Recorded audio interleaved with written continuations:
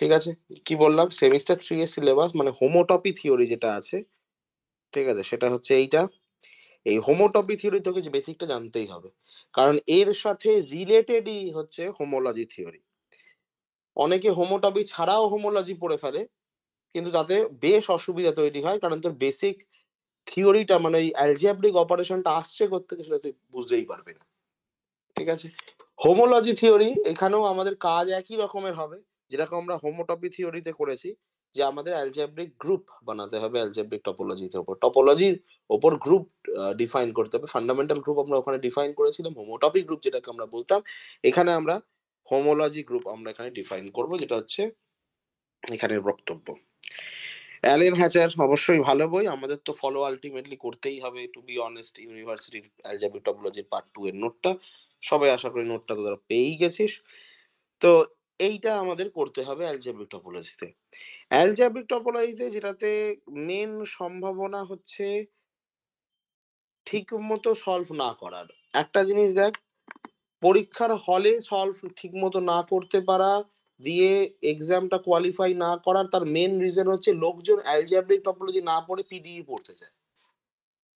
এটা হচ্ছে মেন সমস্যা। যারাই শুধু পিডি রেসপেক্টে আনসার দিয়েছে তারাই পাস করেনি। ঠিক আছে, গত তোরা 2-3 বছর দেখে নিতে পারিস, যারা শুধু পিডিই করেছে, এমনকি যারা সাপ্লির এক্সামেও শুধু পিডিই করেছে, ডিসেম্বরে যে এক্সামটা হয়, পিডিই করেছে, ভেবেছে পিডিই করেছে আমি পাস তো করে গেলাম, পাস করছে না। তোমাকে অ্যালজেব্রিক টপোলজি করতেই হবে, এটাই হচ্ছে ম্যান্ডেটারি বিষয়। এখান এই জন্যই বলা হচ্ছে তুই পিডিই তে নম্বর সেমন ভাবে গেইন করতে পারবি না। তুই শুধু মাথায় রাখিস যে আমি পিডিই করবো, এই ভাবনাটা যদি তোর মাথায় ঢুকে গিয়ে থাকে তাহলে একদমই ছেড়ে দাও, কারণ এই ভাবনাটা নিয়ে কেউ পাস করেনি। ঠিক আছে, তোমাদের সিনিয়ররাও পাস করেনি, তাদের সিনিয়ররাও পাস করেনি, ডিসেম্বরের সাপ্লি পরীক্ষা দিয়েও পাস করেনি। ফলে কোনোভাবেই ওই ভাবনাটা রাখা যাবে না যে আমি পিডিই পড়ে শুধুমাত্র অ্যালজেব্রিক টপোলজি পাস করবো। যদি তুমি রাখো তাহলে তুমি ছেড়ে দাও, সেমিস্টার 4 1 বছর ড্রপ দিয়ে দাও, অ্যালজেব্রিক টপোলজি পড়তে শুরু করো, 1 বছর ধরে অ্যালজেব্রিক টপোলজি পড়ো, দিয়ে পাস করো।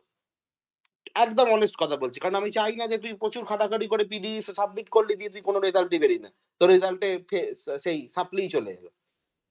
ঠিক আছে, কারণ পিডিতে তুই ফুল মার্কস পাবেই না, দেবেই না। ওকে, আমি জানি না কেন দেবে না, ডিপেন্ডিং অন দেম, মানে ওরা তোকে সাবজেক্ট পড়তেই বলছে, এটাই হচ্ছে মেন বক্তব্য। এই জন্যই পাস করানো হচ্ছে না, যে সেখানে সাবজেক্ট পড়তেই হবে, অ্যালজেব্রিক টপোলজি তুই বাদ দিতে পারবি না, এই জন্যই তারা পাস করছে না। ওরা সাবজেক্ট ওরা দেখেই নিচ্ছে যে তোমার কটা আনসার কত কি আছে, অ্যালজেব্রিক টপোলজিতে আনসার এই কটা, পিডি এর আনসার এই কটা, তোমাকে পাস করাবে না, কারণ পেপার একটাই। ওরা তার মানে এটাই বলতে চাই তোমাকে অ্যালজেব্রিক টপোলজিও পড়তে হবে এবং পারতে হবে, এটাই হচ্ছে মেন বক্তব্য। ঠিক আছে, ফলে পিডি খুব সহজ একটা ওয়ে আউট হতে পারে, এইটা অনেকে বুঝতে পারে, ইউনিভার্সিটি কলেজ মানে কলেজেও তোমাদের তাই বলতে পারে, কিন্তু আমি জানি না কেন বলবে, বা বলা উচিতও নয়, কারণ তারা নিজেরাও দেখতে পাচ্ছে। ফলে পিডির ভরসায় কিন্তু এই পেপারটা পাস করা যাবে না। তোমাকে অ্যালজেব্রিক টপোলজি 30 নাম্বার আছে, তোমাকে 30 নম্বরে অ্যালজেব্রিক টপোলজি পড়তে হবে, 20 নাম্বারের পিডিই আছে, 20 নাম্বারের পিডিই দিয়ে তুমি পাস করবে না, ওরা করাবেই না, হার্ডলি তুমি 10 নাম্বার পাবে। ঠিক আছে, এটাই হচ্ছে বক্তব্য। ওকে, এটা একদম মাথায় ঢুকিয়ে নাও, কেন পাবে এটা আমি জানি না। ইউনিভার্সিটি চাইছে যে তুমি অ্যালজেব্রিক টপোলজি পড়ো, তোমার আনসার শিটে অ্যালজেব্রিক টপোলজিও থাকুক যথেষ্ট পরিমাণে, এটাই হচ্ছে বক্তব্য। তাই জন্য 50 নম্বরের পেপার আছে, 30, এবং তারপর আছে আমাদের 20। 20 পেপারের মধ্যে 3টে খুব সহজ টপিক আছে, Laplace's equation, wave equation, heat equation. খুব সহজ 3টে টপিক আছে, একটু একটু খাটাখাটনি করতে হয়, কিন্তু সহজ টপিক। কিন্তু এটা দিয়ে শুধুমাত্র পাস হবে না। ঠিক আছে, তোমাকে অ্যালজেব্রিক টপোলজি এই 3টে সেকশন পড়তে হবে। ওকে, আচ্ছা, এরপরে যে পেপারটা থাকে সেটা হচ্ছে আমাদের একটা সিবিসিসি পেপার, সমস্ত কলেজে এটাই দেবে, সেটা হচ্ছে আমাদের এই গালোয়া থিওরি। ঠিক আছে, গালোয়া থিওরিটা সমস্ত কলেজেই দেবে। ঠিক আছে, এটা আমাদের সিবিসিসি পেপার। আগের ইয়ারে আমাদের ফিল্ড এক্সটেনশনটা অ্যাকচুয়ালি মেন পেপার ছিল, এটা আমাদের মেন পেপার ছিল। এই ফিল্ড এক্সটেনশনেরই আর একটা মানে আমরা আগের ইয়ারে আগের সেমিস্টারে ফিল্ড এক্সটেনশনটা করেছি ইন জেনারেল ইনফাইনাইট ফিল্ড গুলোর জন্য, আর এই ক্ষেত্রে আমরা করছি হচ্ছে কার জন্য, ফাইনাইট ফিল্ডের জন্য। ফাইনাইট ফিল্ড মানেই হচ্ছে গালোয়া ফিল্ড। তার জন্য আমাদের ওই আগের সেমিস্টারেও আমি নোটটা দিয়েছি। সেই সেমিস্টারে ওই যে নোটটা আমি ইউনিভার্সিটি দিয়েছিলাম, ওই নোটটা এই সেমিস্টারের জন্যই। আমি ওটা ক্লাসেও বলেছি। ওই নোটটা পড়তে এবং সমস্ত কিছু আবার ড্রাইভ বানিয়ে দেবো। ড্রাইভের মধ্যে তুমি সব পেয়ে যাবে। গালওয়া থিওরি, অ্যালজেব্রিকটা বলেছি। ঠিক আছে? এরপরে আসছে তোমাদের খুব, খুব মাইন্ডফুলি, সেটা হচ্ছে তোমাদের ডিসার্টেশন পেপার যেটা, সেটা হচ্ছে এইটা। সেমিনার এবং grand viva. Dissertation paper. Dissertation paper নিয়ে আমি তোমাদের একটা সাজেশন দিতে চাই সবাইকে। সবাই কি ভাবছো আমি জানি না। আমি ক্লাস দেরি করে শুরু করেছি। কলেজে অনেকেরই বা সবারই ক্লাস শুরু হয়ে যাওয়ার কথা। তো আমি তোমাকে যেটা বলছি শোনো, সেটা কলেজ তোমাকে হয়তো বলবে না। সেটা হচ্ছে ডিসার্টেশন পেপারটা কলেজে কে চাপ দিয়ে আগে করিয়ে নাও। ঠিক আছে? কলেজ লেট করবে। ডিসার্টেশন পেপার তুমি যদি ফেলে রাখো, তোমাকে যেটা বানাতে হবে, আমি তোমাকে আবারও বলছি, কলেজের লোকেদের কিন্তু তেমন ভাবে দায় নেই। ঠিক আছে? রেকর্ডিং অনেকেই হয়তো দেখবে, তাদের হয়তো অন্য কিছু মনে হতে পারে। কিন্তু কলেজে ম্যাডামদের কিন্তু তেমন ভাবে দায় নেই। তারা তোমাকে একটা সাবজেক্ট দেবে, সেই সাবজেক্টের ওপর তোমাকে অন্য কিছু বানিয়ে দিতে হবে। মানে তোমাকে একটা জিনিস বলে দিল হয়তো, যেমন কমপ্লেক্সের নেভালিনা থিওরি বলে দেয়। ঠিক আছে? তোমাকে সেটাকে 2 ডাইমেনশনে, 3 ডাইমেনশনে বা অন্য কোনো ডাইমেনশনে বানাতে হয়। আমি কথার কথা বলছি, একটা ইয়ারের কথা বলছি আরকি। তোমাকে অন্য কিছু দিল। ঠিক আছে? তোমাকে অন্য কোনো টপিক দিয়ে দিল, সেই টপিকটা তোমাকে তোমাকে রিসার্চ গেট থেকে কোনো একটা কেউ একজন পাবলিশ করেছে সেটা তোমাকে দিয়ে দিল। তোমাকে বলল এটার মতো দেখতে অন্য কিছু একটা বানাও। অন্য একটা ডাইমেনশনে বা অন্য কোনো থিওরেম দিয়ে বানাও। ঠিক আছে? উলুবেড়িয়া কলেজে একটা মেয়ে আমার পুরো টপোলজির যে কম্প্যাক্টনেস এর যে নোটটা ছিল, সেখান থেকে ডেল্টা কম্প্যাক্টনেস বানিয়েছিল। একদম ডিটো টুকে দিয়েছে। কিন্তু ডেল্টা কম্প্যাক্টনেস। ওকে ফুল মার্কস দিয়েছে। আমার কম্প্যাক্টনেস এর যে নোটটা তোমাদের সেমিস্টার 2 তে দিয়েছিলাম, সেটার পুরোটা ডেল্টা কম্প্যাক্টনেস এ করে দিয়েছিল। ঠিক আছে? নতুন কিছু আলাদা কিছু করতে হবে। জানা চেনা জিনিস করলে হবে না। ফলে এর জন্য কিন্তু সময় লাগবে এবং এটা ল্যাটেক্স এ করতে হবে। এটাই হচ্ছে ব্যাপার। ল্যাটেক্স টাইপ করতে প্রচুর সময় লাগে। ঠিক আছে? তুমি যদি ল্যাটেক্স এ না করতে চাও, তোমার যদি অসুবিধা মনে হয়, তাহলে তুমি আমাকে পিং করতে পারো। আমি তোমাকে একটা শর্টকাট বলতে পারি। ল্যাটেক্স এর মতো টাইম করতে হবে না। ল্যাটেক্স এর মতো করতে হবে না, কিন্তু তুমি করতে পারবে। যদি তোমার মনে হয় তুমি ল্যাটেক্স এ করবে না। মেন বিষয় হচ্ছে এইটা। এই যে PM4/15 যে জিনিসটা আছে। ডিসার্টেশন ইন্টারনাল অ্যাসেসমেন্ট, এটা একটা ঝামেলার বিষয়। কারণ ম্যাক্সিমাম স্টুডেন্টের ফোকাসটা এই ডিসার্টেশন পেপারের 25 নাম্বারে চলে যায়। আর কম্পিউটেশনাল ম্যাথামেটিক্স যেটা 25 আছে সেটা মানে 50 এর পেপারটাতে চলে যায়। ভাইবা হবে মানে তোমাকে প্রেজেন্টেশন দিতে হবে। ক্ষেত্রে হতে পারে। একটা হচ্ছে তোমাকে পিপিটি বানাতে হতে পারে, প্রেজেন্টেশন বানাতে হতে পারে। তার জন্য কম্পিউটার দরকার। ল্যাপটপ কম্পিউটার ছাড়া এই কাজটা হবে না। ঠিক আছে? তোমাকে নিজে বাড়িতে বসে সেটা বানাতে হবে। বাড়িতে যদি কম্পিউটার থাকে খুব ভালো, নাহলে কম্পিউটার সেন্টারে গিয়ে কাজ করতে হবে। বুঝতেই পারছো, সময় সাপেক্ষ ব্যাপার। তোমাকে পুরোটা টাইপ করতে হবে কম্পিউটারে। মোবাইলে টাইপ করলে অর্ধেক জিনিসেই আছে, মানে ল্যাটেক্স বা অন্য কিছুতে তুমি সেটা ডাউনলোড করেও করতে পারো। তাতে কিন্তু ভালো সাইটে মানে হবে না। ঠিক আছে? কম্পাইলেশনটা ভালো হবে না। ফলে জিনিসটা বাজে লাগবে দেখতে। ফলে তোমাকে কম্পিউটারে করতে হবে। এটা কম্পিউটারে করতে পারাটাই বেটার অপশন সবসময়। ঠিক আছে? লাস্ট বিষয় সেটা হচ্ছে যে ভাইভা হবে। তোমাকে ভাইভা থেকে একটা এক্সটার্নাল টিচার আসবে, তোমাকে জিজ্ঞেস করবে। এসব সবই তুমি কলেজে শুনেছো, তোমার সিনিয়র থেকেও শুনেছো। ঠিক আছে? গ্র্যান্ড ভাইভা হবে। ভাইভাতে আসবে একজন, জিজ্ঞেস করবে তোমাকে প্রশ্ন। ঠিক আছে? তোমাকে প্রেজেন্টেশন বানাতে হতে পারে। লেডি ব্রাবনে কথা আমি বলছি। লেডি ব্রাবনে আগের বছর প্রেজেন্টেশনটা বানাতে হয়নি। মুখে বলে দিয়েছিল স্যারকে, ম্যাডামকে নোটটা দিয়ে দিয়েছিল। হয়েছিল। সেটা এক্সেপশনাল কেস ছিল, কারণ তখন প্যান্ডেমিকের সিচুয়েশন হবে, শেষ হয়েছে, অনেকেই অনেক কিছু করতে পারেনি। Different issue. তোমার ক্ষেত্রে কিন্তু এটা ডিফারেন্ট ইস্যু হতে পারে। প্রেজেন্টেশন বানাতে হতে পারে। মানে তুমি ডিজার্টেশনটা পুরোটা বানানোর পরে তোমাকে একটা পিপিটি বানাতে হবে। মানে তুমি যে পুরো জিনিস এটা করেছো তাকে সাম আপ করে, ছোট করে, ঠিক আছে, 5 মিনিট 6 মিনিটের মধ্যে একটা প্রেজেন্টেশন দিতে হবে যে তুমি কি বানালে তার উপরে। ঠিক আছে? এইটা কিন্তু তোমার এই গ্র্যান্ড ভাইবা মানে সেমিনার যেটা লিখেছে সেটার বক্তব্য। ওকে? যেটাতে এবার আমি, অনেকেই বলতে পারে এটা নিয়ে কেন এত বলছো। আমাকে একজন দুজন জিজ্ঞেস করেছে, তাদেরকে আমি অলরেডি বলে দিয়েছি সাবজেক্টের ব্যাপারে কি তোমার পছন্দ। আবারও আমি তোমাকে বলি, এমন কিচ্ছু নেবে না যেটা তোমার ভালো লাগে না। ঠিক আছে? তোমার যেটা ভালো লাগে তুমি সেটা নেবে। তোমার যদি কোনো সাজেশনের দরকার হয় কিভাবে করবো আমাকে পাঠাতে পারো, প্রতিবারই পাঠায়। প্রচুর স্টুডেন্ট যারা আমার কাছে পড়েনি কিন্তু তাও আমাকে পাঠায়, ঠিক আছে? ফলে এরকম কোনো ব্যাপার নেই, তোমরা আমার কাছে পড়ছো সেটাও পাঠাতে পারো, এমন কোনো বিষয় নেই, ঠিক আছে? কিন্তু এই ডিসার্টেশনটা তোমার সারা 5 মাস খেয়ে নেবে যদি তুমি ঠিক মতো না করো। বুদ্ধি দিয়ে কাজ করলে এই ডিসার্টেশনটাই আবার তোমার 15 দিনের মধ্যে রেডি করা যায়। 15 দিন, বেশি খাটাখাটির দরকার হয় না। 15 দিনের মধ্যে রেডি করা যায়, ঠিক আছে? কারো যদি ডিসার্টেশন নিয়ে কোনো প্রবলেম হয় আমাকে পার্সোনালি কল করবে, আমি সেটা নিয়ে তখন আলোচনা করবো তোমাদের সাথে। কিন্তু এমন কোনো সাবজেক্ট নেবে না যেটা তুমি জানো না, ঠিক আছে? তুমি যদি মনে হয় তোমার অ্যালজেব্রা তোমার ভালো লাগে তুমি অ্যালজেব্রা নেবে। তোমার যদি মনে হয় অ্যানালিসিস ভালো লাগে অ্যানালিসিস নেবে। কমপ্লেক্স ভালো লাগলে কমপ্লেক্স নেবে। রিয়েল ভালো লাগলে রিয়েল নেবে। যেটা তোমার ভালো লাগছে তুমি সেটা নেবে। এমন কিচ্ছুটি নেবে না যেটা তোমার পছন্দ না। কারণ তোমাকে অন্য কিছু বানাতে হবে কিন্তু তুমি ডিটো টুকে দিতে পারবে না। এটা কোনো প্রজেক্ট নয় যে তুমি টুকে দেবে কোনো কিছুর থেকে। ঠিক আছে? This is not a project. টোকার কোনো প্রশ্নই নেই। তোমাকে ওই থেকে দেখে অন্য কিছু একটা মানে ওর থেকে আলাদা রকমের, কারণ 1 ডাইমেনশন আছে 2 ডাইমেনশনে কেমন হবে সেরকম বানাতে হবে। আলাদা জিনিস বানাতে হবে। মানে টুকার কোনো প্রশ্ন নেই। ঠিক আছে? তুমি ভুলভাল টুকে দিলে তুমি ওই প্রেজেন্টেশনের সময় ধরা পড়ে যাবে। তোমার নাম্বার প্রচুর কমে যাবে। ডিসার্টেশনে কিন্তু খুব ভালো মার্কস পাওয়া যায়। তোমাদের সিনিয়ররা অনেকেই বলতে পারে মানে এক্সাইটেড করার জন্য যে কিছুই এত ভাবার দরকার নেই, হয়ে যাবে আল্টিমেটলি আমরা খুব ভেবেছিলাম। ঠিক আছে? খুব ভাবার কথা আমিও বলছি না। কিন্তু যেটা ভাবার দরকার আমি সেই কথাটা বলছি। ঠিক আছে? একবারে ফাঁকি মেরে উদ্ধার পাওয়া যাবে না। এবং এরা 25 এর পেপার, 25 এর পেপারে কিন্তু 24, 22, 23 প্রচুর নাম্বার পাওয়া যায়। যেটা বাকি পেপারে পাওয়া যায় না। ঠিক আছে? ফলে এটাকে খেয়াল রাখবে। নিজের যেটা পছন্দ সেটা নেবে। অন্য কিচ্ছু করবে না। ওকে? Dissertation paper. যার যে এই ব্যাপারে কোনো অসুবিধা হবে আমাকে ফোন করতে পারো রাত্রি 9:30 পরে। আমি তোমাকে হেল্প করব। ডিসার্টেশনটা এমএসসি স্টুডেন্টদের করতে হয়, এমফিল স্টুডেন্টদের করতে হয়, পিএইচডি স্টুডেন্টদেরও করতে হয়। পিএইচডির ক্ষেত্রে ওকে থিসিস বলে, এমএসসির ক্ষেত্রে ওকে ডিসার্টেশন বলে। ঠিক আছে? প্রসেস একই। তোমাদের বেশ কিছু জিনিস স্কিপ করে যেতে হয়, পিএইচডি স্টুডেন্টদের সেটাকে করতে হয়। ঠিক আছে? তোমাদের অনেক কিছুই স্কিপ হয়ে যাবে। তোমাদের অত কিছু করতে হবে না।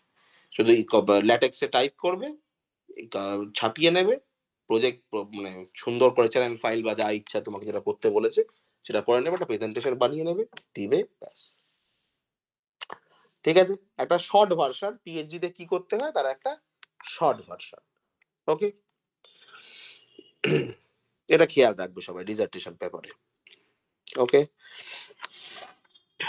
বেশ, এটা গেল। তাহলে তোমরা এখানে কি কি দেখতে পাচ্ছ? এখানে তোমরা দেখতে পাচ্ছ হচ্ছে algebraic topology, partial differential equation, তোমাদের কম্পিউটেশনাল ম্যাথামেটিক্স, তোমাদের এটা কলেজের পেপার, কলেজরা যেটা মনে করবে গ্রুপ এর পেপার। আর গ্রুপ B2 যেটা গালওয়া থিওরি, এটা তো আমি পড়াচ্ছি। ঠিক আছে? কম্পিউটেশনাল ম্যাথামেটিক্স তোমাদের কলেজে যেটা পড়াবে সেটাই তোমাকে করতে হবে, চাপ নেওয়ার কোনো দরকার নেই। আর এখানে ইলেকটিভ 1 ইলেকটিভ 2 তে তুমি একটু বুঝে শুনে ইলেকটিভ, তোমাদের তো আর কি আছে, কলেজে পড়ো, তোমাদের যা দেবে তাই নিতে হবে। ঠিক আছে? স্ট্যাটিস্টিক্স কি কি দেয় আমি জানি না, আমি পার্ট 2 তে আমার খেয়াল নেই কি ইলেকটিভ দেয়। যেটাই দেয় সাবধানে নেবে, পড়বে, তাহলেই হবে, পড়তে হবে। ঠিক আছে? নাহলে অ্যাকচুয়ালি এই ইলেকটিভ পেপার যেটা আছে এখানে, ইলেকটিভ 1 ইলেকটিভ 2 সেমিস্টার 3 এটাতে খুব চাপের পেপার। এটা পাস করে না অনেকে, আবার যা পারে তাই কোশ্চেন করে দেয়, কি জানে, ভগবান জানে কি করে। তো এটা বুঝে একটু যে করবে। ঠিক আছে? এইটা হচ্ছে বক্তব্য। ওকে? স্পেশাল পেপারে যেটা কমন পেপার, আমি আবারও বলে দিচ্ছি, এটা কমন পেপার। ম্যাক্সিমাম স্টুডেন্টের যে পেপারটা আছে আমি ওই পেপারটা পড়াতে রাজি আছি। ম্যাক্সিমাম স্টুডেন্টের। ঠিক আছে? একজনের একটা পেপার আছে সেটা আমি পড়াবো না। টু বি অনেস্ট, কারণ একজনের পেপার পড়ানো মানে খুব চাপের। আমার পক্ষে সময় ম্যানেজ করা সম্ভব হবে না। তোমার নিজেরই মনে হবে কেন পড়ছি। ঠিক আছে? আমি মিথ্যে আশা দেব না। ওকে? যে পেপারটা তোমাদের ম্যাক্সিমাম জনের আছে এর মধ্যে, সরি এই, হ্যাঁ এই পেপারটাই সেমিস্টার 2 ইলেকটিভ 2 এর মধ্যে যেটা তোমাদের মনে হচ্ছে আছে, নরমালি লেডি ব্রাবন কলেজে মডিউলস এবং রিং এ আর অসুবিধা হওয়ার কথা না। সেমিস্টার 3 তে খুব মানে ঠিকঠাক হয় না। সেমিস্টার 4 এ মডিউল এবং রিং ভালোই পড়ায়। কারণ সেমিস্টার 4 এর যে সিলেবাস না লিনিয়ার অ্যালজেব্রা সিলেবাস। ঠিক আছে? সেমিস্টার 1 এরটা অ্যাবস্ট্রাক্ট অ্যালজেব্রা, তাই অনেকেই ভালো পড়াতে পারে না। সেমিস্টার 2 এরটা লিনিয়ার অ্যালজেব্রা, যেটা অ্যাকচুয়ালি লিনিয়ার অ্যালজেব্রা টিচাররা ভালো পড়ান। ফলে সেমিস্টার 2 এর মানে সেমিস্টার 2 বলছি না, সেমিস্টার 4 সেমিস্টার 3 এরটা যেটা পেপার সেটা অ্যাবস্ট্রাক্ট অ্যালজেব্রা ওরিয়েন্টেড, সেমিস্টার 4 এরটা লিনিয়ার অ্যালজেব্রা ওরিয়েন্টেড। ফলে রিংস এবং মডিউলস সেমিস্টার 4 এর যে পেপারটা সেটাতে অসুবিধা হওয়ার কথা না। তাও তোমার যদি ম্যাক্সিমাম স্টুডেন্টের অসুবিধা হয় বলে মনে করছো, তাহলে আমাকে বলতে পারো, আমি সেই ক্লাসটা নিতে রাজি আছি ম্যাক্সিমাম স্টুডেন্টের। এটাই হচ্ছে বক্তব্য। ওকে, সিমিলারলি আমাদের ম্যানিফোল্ডের থিওরির ক্ষেত্রেও তাই। ম্যাক্সিমাম স্টুডেন্ট যদি অসুবিধা হয়, এর কোনো রেকর্ডিং নেই, সেমিস্টার 4 এর কোনো স্পেশাল পেপারের রেকর্ডিং নেই। যেগুলো হয় সেগুলো খুব পুরনো, সেগুলোতে লাভ হবে না, কারণ সিলেবাসটা একটু চেঞ্জ হয়েছে। ঠিক আছে? ফলে আমাকে নতুন করেই ক্লাস নিতে হবে। ফলে এই জন্যই আমি বলছি সেমিস্টার 3 এর ঠিকঠাক আছে, কারণ আগের সেমিস্টারে নিয়েছিলাম। আগের ইয়ারদের, তোমাদের সিনিয়রদের আমি সেমিস্টার 4 এ কোনো স্পেশাল পেপারে ক্লাস নিইনি। কারণ ডিউটি তোদেরকে আমি বলেছি। তোরা নিজেরাই পড়তে আসছিস, তখন আমি তোদেরকে বলেছি সেমিস্টার 4 এ কোনো স্পেশাল পেপারে ক্লাস নিচ্ছে না। ফলে সেমিস্টার 4 এর আগের বছরের কোনো রেকর্ডিং নেই। ঠিক আছে? ফলে তার আগের বছর বা তার আগের বছরের রেকর্ডিং আছে। কিন্তু সেগুলো খুব পুরনো রেকর্ডিং, ভালো লাগবে না। ঠিক আছে? কারণ তাদের বক্তব্য আলাদা ছিল। তারা পার্ট 1 পার্ট 2 পড়ে তারা প্রচুর স্ট্রাগল করেছে। সেমিস্টার 1, 2, 3, 4 পড়া আর পার্ট 1 পার্ট 2 পড়ার মধ্যে পার্থক্য আছে। পার্ট 1 পার্ট 2 পড়ে যারা পাস করে তাদের প্রচুর পড়তে হয়। কারণ ক্যালকাটাতে নাম্বার হচ্ছে না। সেমিস্টার 1, 2, 3, 4 যেটা পার্ট সিবিসিএস সিলেবাস যেটা, সেটাতে নাম্বার খুব ভালো ওঠে। ঠিক আছে? ফলে সেটা আলাদা বিষয় ছিল। ফলে তাদের মতো করে আমি পড়িয়েছি। তোমাদের মতো যে সিলেবাস, তোমাদের সিনিয়ররা যারা আছে সিবিসিএস সিলেবাসে পড়েছে, তাদের কোনো রেকর্ডিং নেই, কারণ আমি সেমিস্টার 4 এ কোনো ক্লাস নিইনি। ফলে তোমরা যদি যেটা বলবে যে তোমার যে স্পেশাল পেপারটা, ম্যাক্সিমাম জন্য যে স্পেশাল পেপারটা আছে, আমি সেই স্পেশাল পেপারে ক্লাস নেব। এই জন্যই আমি তোমাদের প্রথমেই গ্রুপে বলে দিচ্ছি, আমার ফিজ আমি 1000 টাকা নিচ্ছি। আমার ফিজ আমি 1500 টাকা নিচ্ছি না। আমার ফিজ 1500 টাকাই, কিন্তু আমি ফিজ কম নিচ্ছি। লোকজন ফিজ বাড়িয়ে না। আমি কম নিচ্ছি, কারণ আমি পেপার পড়াবো না বলে। ঠিক আছে? তোমার এবার যারা আমার কাছে পড়বে তাদের ফিস 1500 টাকাই হবে। ঠিক আছে? সেটা ডিপেন্ড করবে। যারা বলবে যে যাদের ম্যাক্সিমাম স্টুডেন্ট ঠিক করবে যে আমরা পড়বো তোমার কাছে, আমাকে জানাবে ৩-৪ জন ৫-৬ জন মিলে যারা রয়েছে যে আমি এই পেপারটা পড়তে চাই, আমি তোমাদের সাথে কথা বলে আমি পেপারটা চালু করব। Depending on the students. ঠিক আছে? আমি এরকম চাই না যে একজন জয়েন করলো তারপর ৫ জন আসছে না, সবাই রেকর্ডিং দেখবে। ঠিক আছে? এটা তো সবার হ্যাবিট হয়ে গেছে না রেকর্ডিং দেখা। ফলে আমি ক্লাস নিতে পারবো না একজন দুজনের স্টুডেন্ট। আমার প্রচুর প্রেশার। আমাকে দিল্লি, লখনউ সব ঘুরে বেড়াতে হচ্ছে। প্রেজেন্টেশন দিতে হচ্ছে আমার নিজের থিসিসের। ফলে আমার প্রচুর প্রেশার। ঠিক আছে? ফলে আমি সেই টপিক গুলোই পড়াবো, যেই টপিক গুলো তোমাদের মধ্যে সেই ইচ্ছাটা নিয়ে সবাই আমার সাথে যোগাযোগ করবে। তোমাদের স্পেশাল পেপারের মধ্যে যে পেপারটা তোমার মনে হচ্ছে তোমার রয়েছে এবং তোমাদের ম্যাক্সিমাম স্টুডেন্টের রয়েছে এবং তোমরা সেটা পড়তে চাইছো আমার কাছে, আমাকে বলবে, আমি ক্লাসটা নেব। ওকে? এটা আমি বলে দিলাম। ঠিক আছে? তাদের জন্য নরমাল যে ফিজটা আমার সেমিস্টার 1, 2, 3, 4 এ হয় সেটাই হবে। সেমিস্টার 4 এ যারা স্পেশাল পেপার পড়ছে না তাদের জন্য ফিস 1000 ই থাকবে। ফিস বাড়বেও না, কমবেও না। সবার জন্য 1000 থাকবে। এটা হচ্ছে বক্তব্য। আচ্ছা, এখানে আমাদের অ্যালজেব্রিক টপোলজির সিলেবাস একটু আসে। অ্যালজেব্রিক টপোলজির যে সিলেবাসটা সেমিস্টার 4 এ আছে বিশাল লেন্থি। একদম সহজ কথা বলে দিচ্ছি। খুব লেন্থি। ঠিক আছে? যথেষ্ট লেন্থি। মানে সেমিস্টার 3 এর পেপারটা অতটা লেন্থি না। অ্যালজেব্রিক টপোলজি সেমিস্টার 3 এর যে পেপারটা সেটাও অতটা লেন্থি না। সেমিস্টার 4 এর পেপারটা খুবই লেন্থি। ঠিক আছে? ফলে আমার অ্যালজেব্রিক টপোলজি পড়তে অনেকটা সময় লাগাবে। ঠিক আছে? তোমাদের অ্যালজেব্রিক টপোলজি পড়তে অনেকটা সময় লাগাবে। আমারও পড়াতে অনেকটা সময় লাগবে। ঠিক আছে? ফলে অ্যালজেব্রিক টপোলজির ক্লাসটাই আমরা মেইন প্রায়োরিটি দিয়ে শুরু করব। ঠিক আছে? পাশাপাশি অবশ্যই গালবা থিওরির ক্লাসটা শুরু করব। গালবা থিওরির জন্য ফিল্ড এক্সটেনশনটা জানাটা খুবই দরকার। ঠিক আছে? যে নোট দুটো নিয়ে আমাদের মেইন বক্তব্য সেই নোট দুটো হচ্ছে আমাদের এই দুটো নোট। যে গালবা থিওরির একটা নোট তো ছিলই আমার মনে হয়। জানি না আদৌ এখনো এখানে রয়েছে কিনা। দ্য প্রবলেমস নোটটা আমাকে দেখতে হবে। তোমাদের কাছে তোমাদেরকে এই নোটটা আমি পাঠিয়েছিলাম সেমিস্টার 3 তে। ফিল্ড এক্সটেনশনের ওখানে। স্প্লিটিং ফিল্ড এখন দেখতে পাচ্ছি না নোটটা। কোথাও একটা আছে হয়তো। তোমাদের নোটটা তোমরা দেখেছো? যাকে আমি এই মুহূর্তে খুঁজে পাচ্ছি না। পাঠিয়ে দেবো তারপর তোমাদের ইয়েতে। ড্রাইভ বানিয়ে দেবো, সেখানে পাঠিয়ে দেবো। আচ্ছা, আর এখানে আমাদের অ্যালজেব্রিক টপোলজির মধ্যে আমাদের এই অ্যালজেব্রিক টপোলজি এই 2 এর নোটটা আছে। এইটা। আমি ফিল্ড এক্সটেনশনের নোটটা পেলাম না। ওটা গালবা থিওরির নোট। সবাই আগের বছর থেকেই দেখছো, আগের সেমিস্টার থেকে। ওই নোটটাই পড়তে হবে। ওখানে পুরো গালবা থিওরিটা রয়েছে। গালবা থিওরির সিলেবাসটা আমি একটুখানি বলে দিচ্ছি, যেটা যেটা অ্যাকচুয়ালি দরকার। তো এটা হচ্ছে আমাদের অ্যালজেব্রিক টপোলজি সিলেবাস চ্যাপ্টার 1 এ যেটা আছে জিওমেট্রিক সিমপ্লেক্স, সিমপ্লিশিয়াল কমপ্লেক্স এবং ট্রায়াঙ্গুলেশন। ঠিক আছে? এটা সেমিস্টার 4 এর syllabus part 2। Geometric simplex, simplicial complex. Geometric simplex আমি পড়াবো একদম কলেজের থেকে আলাদা। ঠিক আছে? আমি তোমাকে এই জিনিসগুলো রিলেট করে কিন্তু যেটা অ্যাকচুয়ালি এখন, ঠিক আছে? অ্যাকচুয়ালি এখন তুমি বুঝতে পারো সেই অ্যাপ্রোচেই পড়াবো। কেন এটাকে সিমপ্লেক্স বলেছে? ট্রায়াঙ্গুলেশন মানে কি? ট্রায়াঙ্গেল থেকে ট্রায়াঙ্গুলেশন আসছে। সেইগুলো পড়াবো। ঠিক আছে? কলেজে ডেফিনেশন ধরে, ধরে পড়াতে পারে, আমি সেভাবে একদমই পড়াবো না। ঠিক আছে? কারণ ওভাবে পড়িয়ে তুমি কিচ্ছু বুঝতে পারবে না। মুখস্থ করতে হবে বেসিক্যালি। ঠিক আছে? আমি একটুখানি নোটটা দেখিয়ে দিই, তোমাদের বুঝতে অনেকের সুবিধা হতে পারে। ক্লাস 1 এর নোট আই গেস এখানে আছে। Algebraic topology, advance topology, definition. এখানে থাকবে মনে তো হচ্ছে চ্যাপ্টার 4 ক্লাস 1 চ্যাপ্টার 2। ও ওটা তো অফলাইন নিয়েছি, সরি অফলাইন নিয়েছি, ফলে নোটটা এখানে নেই। যাক, এটা সিম্পলি এটা চ্যাপ্টার 1। চ্যাপ্টার 2 হচ্ছে চেন কমপ্লেক্স। ঠিক আছে? সিম্পলিশিয়াল হোমোলজি গ্রুপ, ইনডিউসড হোমোমরফিজম। ঠিক আছে? চেন কমপ্লেক্স, এখানে চেন বানাতে হবে। চেন মানে কি?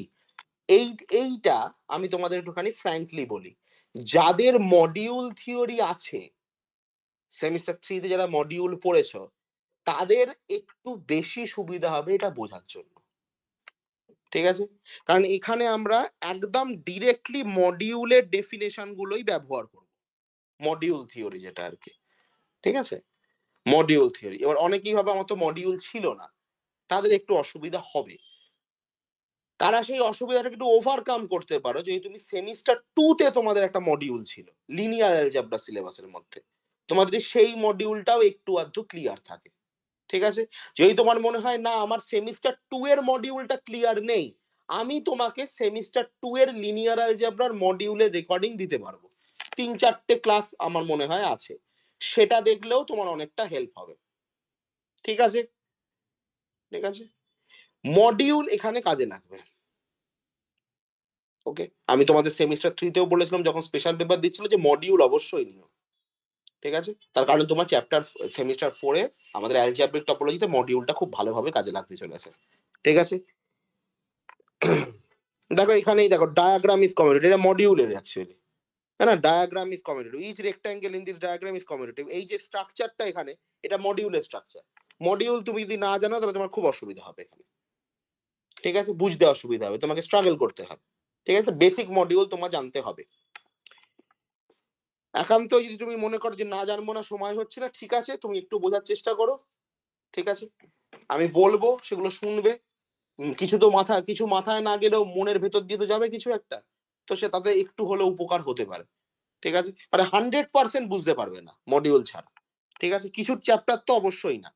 কিছু চ্যাপ্টারের মধ্যে কিছু ইম্পর্টেন্ট থিওরেম তুমি বুঝতে পারবে না। তোমাকে ওটাকে মানে মাথায় রাখতে হবে বা ভেবে নিতে হবে যে হ্যাঁ এটা হয়। এটা হচ্ছে ফ্যাক্টর। একটা সহজ কথা আর কি। Word of caution. আগে থেকেই সতর্ক বার্তা দিলাম। মডিউলটা এখানে দরকার। আচ্ছা, কম্পিউটেশনাল হোমোলজি গুলো এখান থেকে সব জায়গাতে মানে প্রত্যেকটা থিওরেমেই তুমি দেখো মডিউলের স্ট্রাকচার দিয়ে দিয়েছে। ঠিক আছে? প্রত্যেকটা থিওরেমেই তোমাকে এটা ব্যবহার করতে হবে। যাই হোক, যতটা সম্ভব ইজি করে বলা যায় আমি বলবো। চ্যাপ্টার 3 সিম্পলিশিয়াল ম্যাপ এবং সিম্পলিশিয়াল অ্যাপ্রক্সিমেশন। ঠিক আছে? এই সিম্পলিশিয়াল অ্যাপ্রক্সিমেশনে আমাদের ইন্টেরিয়ার, ওপেন স্টার, এই ডেফিনেশন গুলো আমাদের দিতে হবে। তোমরা অলরেডি আগের চ্যাপ্টার আগের ইয়ারে পড়েছো, মানে না আগের ইয়ারে আগের সেমিস্টারের কথা বাদ দাও, ইন কেস না পড়ে থাকো তাহলে মুশকিল হবে। তাহলে জিওমেট্রিক ক্যারিয়ার মানে ম্যাট্রিক স্পেসের একটা আইডিয়া আছে। এই যে জিনিসটা তুমি এখানে দেখতে পাচ্ছ, এই যে মড কে দেওয়া হয়েছে, এটা মেট্রিক স্পেস। ঠিক আছে? মেট্রিক, যেটা তোমার সেমিস্টার 6 এ মেট্রিক স্পেস পড়েছো সেটা। ফলে এখানে ওই টপিক গুলোও আছে, ওগুলো আমরা আস্তে আস্তে দেখবো। Continuous map induced from simplicial maps, এইটা সিম্পলিশিয়াল অ্যাপ্রক্সিমেশন। এই চ্যাপ্টারটা খুব ভালো চ্যাপ্টার, পড়তে হবে। তারপরে আসছে হচ্ছে সিম্পলিশিয়াল হোমোলজি অফ এ টপোলজিক্যাল স্পেস। দেখবে তোমাদের আগের জিনিসে দেখো এখানে বলেই দিয়েছে, এখানে প্রথমেই বলেছি some concept from algebra. Left R module কাকে বলে, মডিউল কাকে বলে, এখানে আবার ডেফিনেশনটাও দিয়ে দিচ্ছে, মানে এটাকে ভালো মতো কাজে লাগাবে বলে আর কি। ঠিক আছে?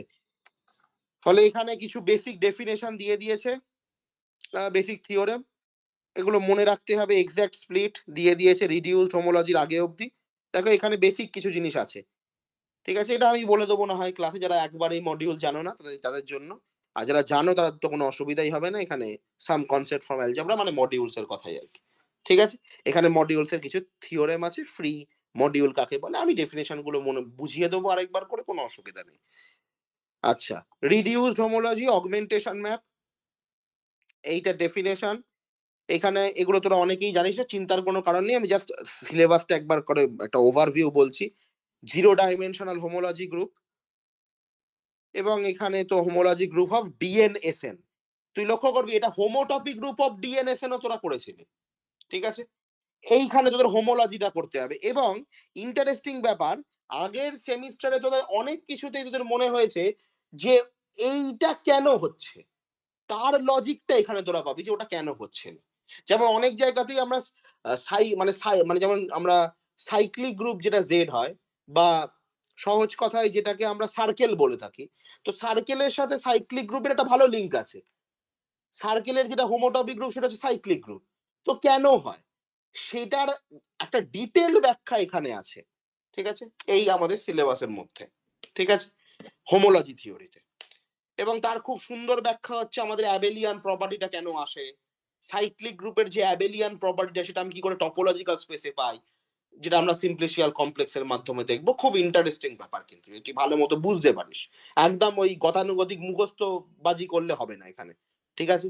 আমি তোমাদের একটাই কথা বলছি, যেটা প্রতিবার প্রতি সেমিস্টারে স্টুডেন্টরা করে।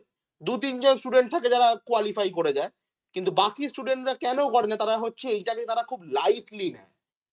ভাবে যে পিডি আছে তো ওরে বাবা পিডি আছে। আর সিনিয়ররাও, মানে আমি সিনিয়রদের বুঝতে, আমি ওদেরকেও বলেছি তোদেরকেও বলছি যে কেন তারপরেও তাদের মধ্যে কেন চেঞ্জটা আসে না আমি বুঝতে পারি না। ঠিক আছে? যে পিডি আছে মানে অ্যালজেব্রিক টপোলজি ভাবার দরকার নেই। আগেরবারে ফিল্ড এক্সটেনশন ছিল, চাপ ছিল, এবারে ভাবার দরকার নেই কারণ পিডি আছে। একদমই ভাববে না, এবারেই বেশি করে ভাববে। ঠিক আছে? কারণ এখানে টপোলজি সিলেবাসটা কঠিন। ফলে অ্যালজেব্রিক টপোলজিটাকে খুব ইম্পর্টেন্ট মানে একটা ওয়েতে তোমাকে টাইম দিতে হবে। ঠিক আছে? স্পেশাল পেপার নিয়ে খুব বেশি চিন্তার কোনো কারণ নেই, কারণ তোমরা অলরেডি সেমিস্টার 3 তে স্পেশাল পেপার দেখেছো। স্পেশাল পেপারে সবাই পাস করে। স্পেশাল পেপার অ্যাকচুয়ালি খুব ইজি, যেটাতে পাস করে না সেটা হচ্ছে মেন পেপার, যেটা হচ্ছে অ্যালজেব্রিক টপোলজির পেপার।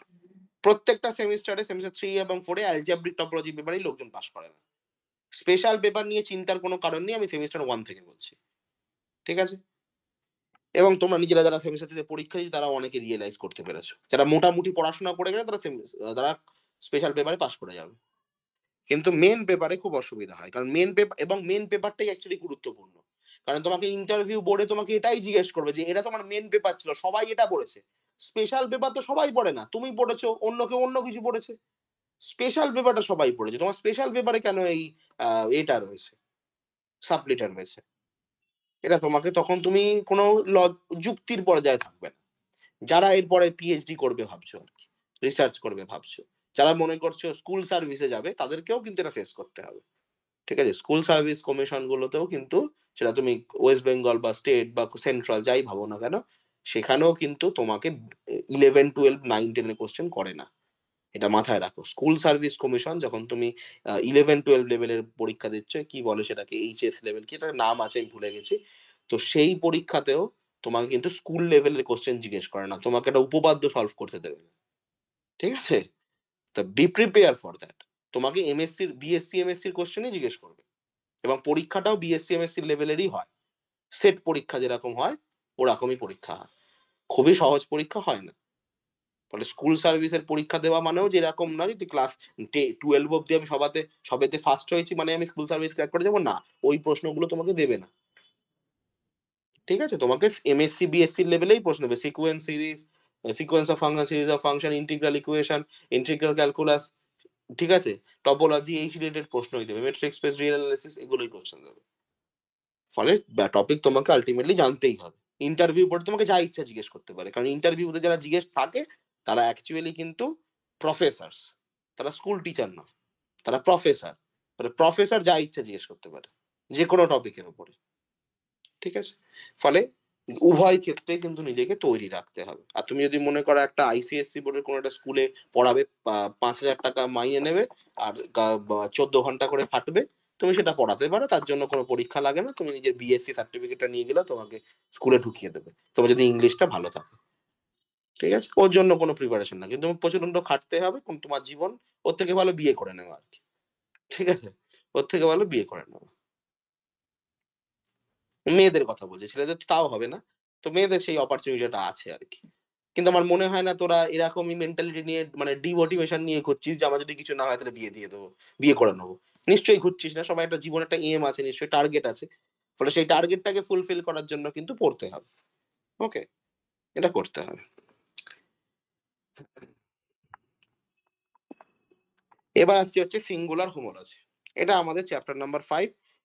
এই চ্যাপ্টার নাম্বার 5 এটাই অ্যাকচুয়ালি আমাদের মেন লাস্ট চ্যাপ্টার হিসাবে কনসিডার করতে পারিস।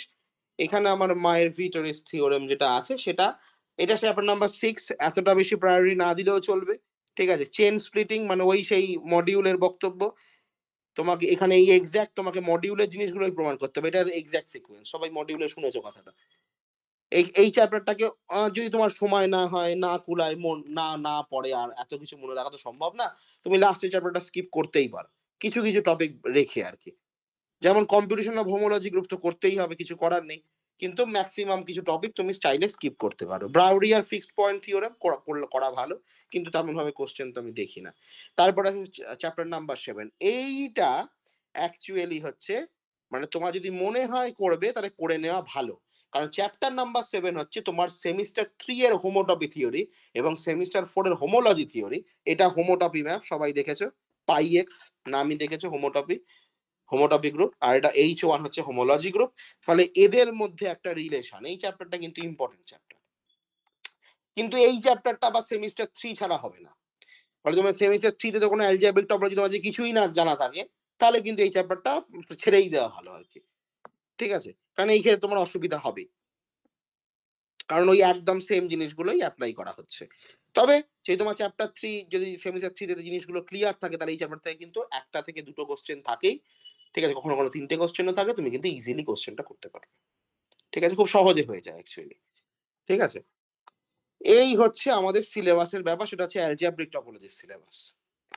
এবার আমরা সিলেবাসে আছে হচ্ছে আমাদের ফিল্ড এক্সটেনশনের সিলেবাস। মানে গালওয়া থিওরি আরকি। ফিল্ড এবং গালওয়িস থিওরি। আচ্ছা আমি এখানে চলে যাই। হুম, এইখানে অবশ্যই থাকবে। Complex, abstract algebra, field extension, advance, important notes, field extension, Galois theory, SKM. এই নোটটার কথা বলছি আমি। ঠিক আছে? এই নোটটা থেকে আমি সিলেবাস দেখো এখান থেকে শুরুই হচ্ছে। এর আগে কিছু জিনিস আছে। তোমাদের কাছেও নোটটা অনেকের কাছে ছিল সেমিস্টার 3 তে। এর আগে কিছু জিনিস আছে আমি জানি। কিন্তু সেগুলো তোমাদের আর সেমিস্টার 4 এ প্রয়োজন নেই। সেটা ফিল্ড এক্সটেনশন এর ডেফিনিশন। ঠিক আছে? ঠিক আছে? ওগুলো আমাদের আর দরকার নেই। ওগুলো সবাই জানে। এবার আসছি এখানে আমাদের যেগুলো পড়তে হবে তার মধ্যে যেটা সিলেবাস, আমি একটু সিলেবাসটা একবার বলব। এইখানে তুই দেখে নে, তাহলে তোর সিলেবাসটা বুঝতে সুবিধা হবে। নরমাল দেখ এগুলো সবই তোকে পড়তে হবে। এটা খেয়াল রাখিস। আমি তোদেরকে আগের বারেই বলেছিলাম সেমিস্টার 3 তে ফিল্ড এক্সটেনশন খুব ভালো মতো পড়া মানে হচ্ছে সেমিস্টার 3 এবং সেমিস্টার 4 এ ঝামেলা মিটে গেল। ঠিক আছে? সেমিস্টার 4 তোকে বেশি এফোর্ট দিতে হবে না। এটাই হচ্ছে বক্তব্য। মানে তুমি একবার খাটো দুবার নাম্বার পাও। এটাই হচ্ছে বক্তব্য এখানে। ঠিক আছে? সেমিস্টার 3 তে ফিল্ড এক্সটেনশনটা ভালো করে পড়েছিস, তাহলে সেমিস্টার 4 এ তেমনভাবে এফোর্টই দিতে হবে না। একটু আধটু পড়াশোনা করলেই তুই এখানে, যেটা সিবিসিসি পেপারের মধ্যে আছে, মেইন পেপারেও নেই, ভালো নাম্বার স্কোর করতে পারবি। ঠিক আছে? কি পড়তে হবে? দেখ অ্যালজেব্রিক এক্সটেনশন অলরেডি আমরা আগের সেমিস্টারে পড়েছি। এইটা একবার রিভিশন ক্লাস নেব আমি কিছু জিনিসের। এরপরে আসছে হচ্ছে আমাদের স্প্লিটিং ফিল্ড, অলরেডি আমাদের আগের ক্লাস আগের সেমিস্টারে হয়েছে। এটাও আমি একবার রিভিশন করাবো। এরপরে আসছে নরমাল এক্সটেনশন। এটা অ্যাকচুয়ালি আগের সেমিস্টারে ঠিক মতো হয়নি। আমরা নরমাল এক্সটেনশন নিয়ে অতটা বেশি ইন্টারেস্টেড ছিলাম না, কারণ নরমাল এক্সটেনশনের পারপাসটাই অ্যাকচুয়ালি গালওয়া থিওরিতে, গালওয়া এক্সটেনশনে। ঠিক আছে? ফলে নরমাল এক্সটেনশন আমরা তেমনভাবে দেখিনি। কিছু জিনিস আমরা জানি। নরমাল এক্সটেনশনের পরে নরমাল এক্সটেনশনটা ভালো করে পড়তে হবে এখানে। নরমাল এক্সটেনশনের পরে আসবে সেপারেবল এক্সটেনশন। আরো ভালো মতো পড়তে হবে, কারণ সেপারেবল নরমাল একসাথে রিলেটেড। সেপারেবল এক্সটেনশন নরমাল এক্সটেনশনের সাথে রিলেটেড। এরপরে তুই যেটা দেখতে পাবি সেটা হচ্ছে গালওয়া ফিল্ড। এই গালওয়া ফিল্ডের ডেফিনেশন, আমার প্রশ্ন হচ্ছে যে আমি গালওয়া ফিল্ডই তো আমাদের সিলেবাসে আছে, গালওয়া এক্সটেনশনই আছে, তাহলে এই আগের জিনিসগুলো আমি কেন পড়বো? ঠিক আছে, তার দুটো কারণ, দুটো কারণ, একটা নয়, দুটো। দুটো কারণ হচ্ছে এই যে গালওয়া এক্সটেনশন যেটা, সেটা actually separable algebraic splitting, separable algebraic normal extension, তিনটে। ফলে গালওয়া এক্সটেনশনের কোশ্চেন পেপারে তোকে অ্যালজেব্রিক এক্সটেনশনেরও কোশ্চেন দেবে, নরমাল এক্সটেনশনের কোশ্চেন দেবে, ফিল্ড এক্সটেন্ড হচ্ছে কিনা সেটাও কোশ্চেন দেবে। মানে বোঝ, তুই সেমিস্টার 3 তে ফিল্ড এক্সটেনশন হচ্ছে কিনা সেই কোশ্চেন গুলো করেছিলি, এখন তুই সেগুলোও পাবি। কারণ ফাইনাইট ফিল্ড, ফাইনাইট ফিল্ড আগের সেমিস্টারে আমরা কি করেছি, তুই মনে করবি সিলেবাসটা একটু ভালো করে মনে কর, আমি যেটা প্রথম দিকে পড়াচ্ছিলাম প্রাইম ফিল্ডের ডেফিনেশন দিয়েছিলাম, আমি একদম শুরুতে প্রাইম ফিল্ডের ডেফিনেশন দিয়েছিলাম। প্রাইম ফিল্ড মানে কি, যারা, যাদের কোনো সাব ফিল্ড ফাইনাইট, মানে যারা কারোর এক্সটেনশন না, সহজ কথা, যারা কারোর এক্সটেনশন না। এবং আমি তারপরে কি বলেছিলাম, every field extension is either a extension of rational number or extension of ZP, মনে পড়ছে? Every field extension is either a extension of rational number or it is a extension of কি, ZP. এটা আমি বলেছিলাম। ওইখানে আমাদের আগের সেমিস্টারে আমরা এক্সটেনশন অফ জেডপি সেইটা করেছি, আগের এক্সটেনশনে, সরি, আগের সেমিস্টারে আমরা এক্সটেনশন অফ কিউ ওইটা করেছি। সব ক্ষেত্রে কিউ নিয়ে এই প্রশ্নটা ছিল, কিন্তু আমরা কোনোবার যেমন ভাবে জেডপি নিয়ে কোনো প্রশ্ন ছিল না। তার কারণ হচ্ছে জেডপি নিয়ে প্রশ্নটা কোন হবে, মানে তুই একই কোশ্চেন পাবি, একই টাইপের কোশ্চেন পাবি, শুধু কিউ এর জায়গায় Z2, Z5, Z7, Z11 এরকম ফিল্ডের ওপর পাবি, মানে ফাইনাইট ফিল্ডের ওপর পাবি। এবং এই ফাইনাইট ফিল্ডকেই কিন্তু অ্যাকচুয়ালি আমরা বলি হচ্ছে গালওয়া ফিল্ড। ঠিক আছে, ফাইনাইট ফিল্ডকেই বলি হচ্ছে আমরা গালওয়া ফিল্ড। সেমিস্টার 3 তে আমাদের ছিল হচ্ছে জেনারেল, মানে যারা field extension of rational number তাদের। এখন আমরা পড়বো field extension of Z P, integer modulo group, modulo operation with respect to addition and multiplication. ঠিক আছে, তার রেসপেক্টে যে ফিল্ডটা ফর্ম হয় তার এক্সটেনশন আমরা পড়বো। ঠিক আছে, একই জিনিস পড়বো কিন্তু এর রেসপেক্টে পড়বো। ফলে একটা জিনিস খেয়াল রাখতে হবে, দেখ ফিল্ড এক্সটেনশনের ব্যাপারটা কিন্তু রয়েছেই। ফলে একই টাইপের প্রশ্ন যেগুলো তোদের সেমিস্টার 3 তে দেওয়া হতো, সেগুলো তুই সেমিস্টার 4 এও পাবি। ঠিক আছে, একই টাইপের প্রশ্ন যেগুলো তোদের সেমিস্টার 3 তে দেওয়া হতো, সেগুলো তোরা সেমিস্টার 4 এও পাবে। ওকে, এইটা তাহলে গালওয়া ফিল্ড। এরপরে আমাদের আরো কিছু টপিক আছে সিলেবাসে, তোরা দেখতে পাবি গালওয়া থিওরি একটা। ঠিক আছে, এই গালওয়া থিওরিতে ফিক্সড ফিল্ডের একটা আইডিয়া আছে যে অটোমরফিজমের দ্বারা মানে ফিক্স থাকে, আগের সেমিস্টারেও ছিল সেটা, এখানেও আছে। এরপরে গালওয়া থিওরির পরে তুই দেখতে পাবি গালোইস গ্রুপ, গালওয়া গ্রুপ অফ পলিনোমিয়াল, এইটা পলিনোমিয়াল রিলেটেড। এবং একটা আমাদের ইউনিটস নিয়ে আছে, রুটস অফ ইউনিটি। ঠিক আছে, ইউনিটস নিয়ে আছে, রুট অফ ইউনিটি, কমপ্লেক্সে তোরা এটা পড়েছিস, complex root, nth root of unity, সবাই জানিস ব্যাপারটা। এবার এই যে সিলেবাসটা বললাম, এবার সিলেবাসটা একবার তোদের সিলেবাস থেকে একবার মিলিয়ে নে। ঠিক আছে, গালওয়া থিওরি পুরোটা বলে দিয়েছি কি না কি আছে। এবার দেখ এখানে আমাদের সিলেবাসে কি আছে, এবার তো জিনিসটা স্পষ্ট হবে অ্যাকচুয়ালি। এখানে কোথায় আছে যেন গালওয়া গ্রুপ, গালওয়া থিওরি আছে হচ্ছে গ্রুপ বি তে। অনেকটা এখানের মধ্যে কিছু খুঁজে পাওয়া এটা একটা সমস্যার বিষয়, এত কিছু আছে। General topology, algebraic topology 2, computational practical, harmonic, advanced real 2, complex harmonic manifold, or Riemannian manifold, sorry, universal algebra, category theory, advanced group theory, coding, differential topology 1, 2, frame, rings modules, functional, Fourier, ordering of continuous functions, structures of manifold, advanced, বাবা শেষ আর হতে চায় না, linear operator, বানাক। সে এখানে শেষ হয়ে গেল, গালভাটা কোথায় রে, গালভাটার পেজ নাম্বার কত?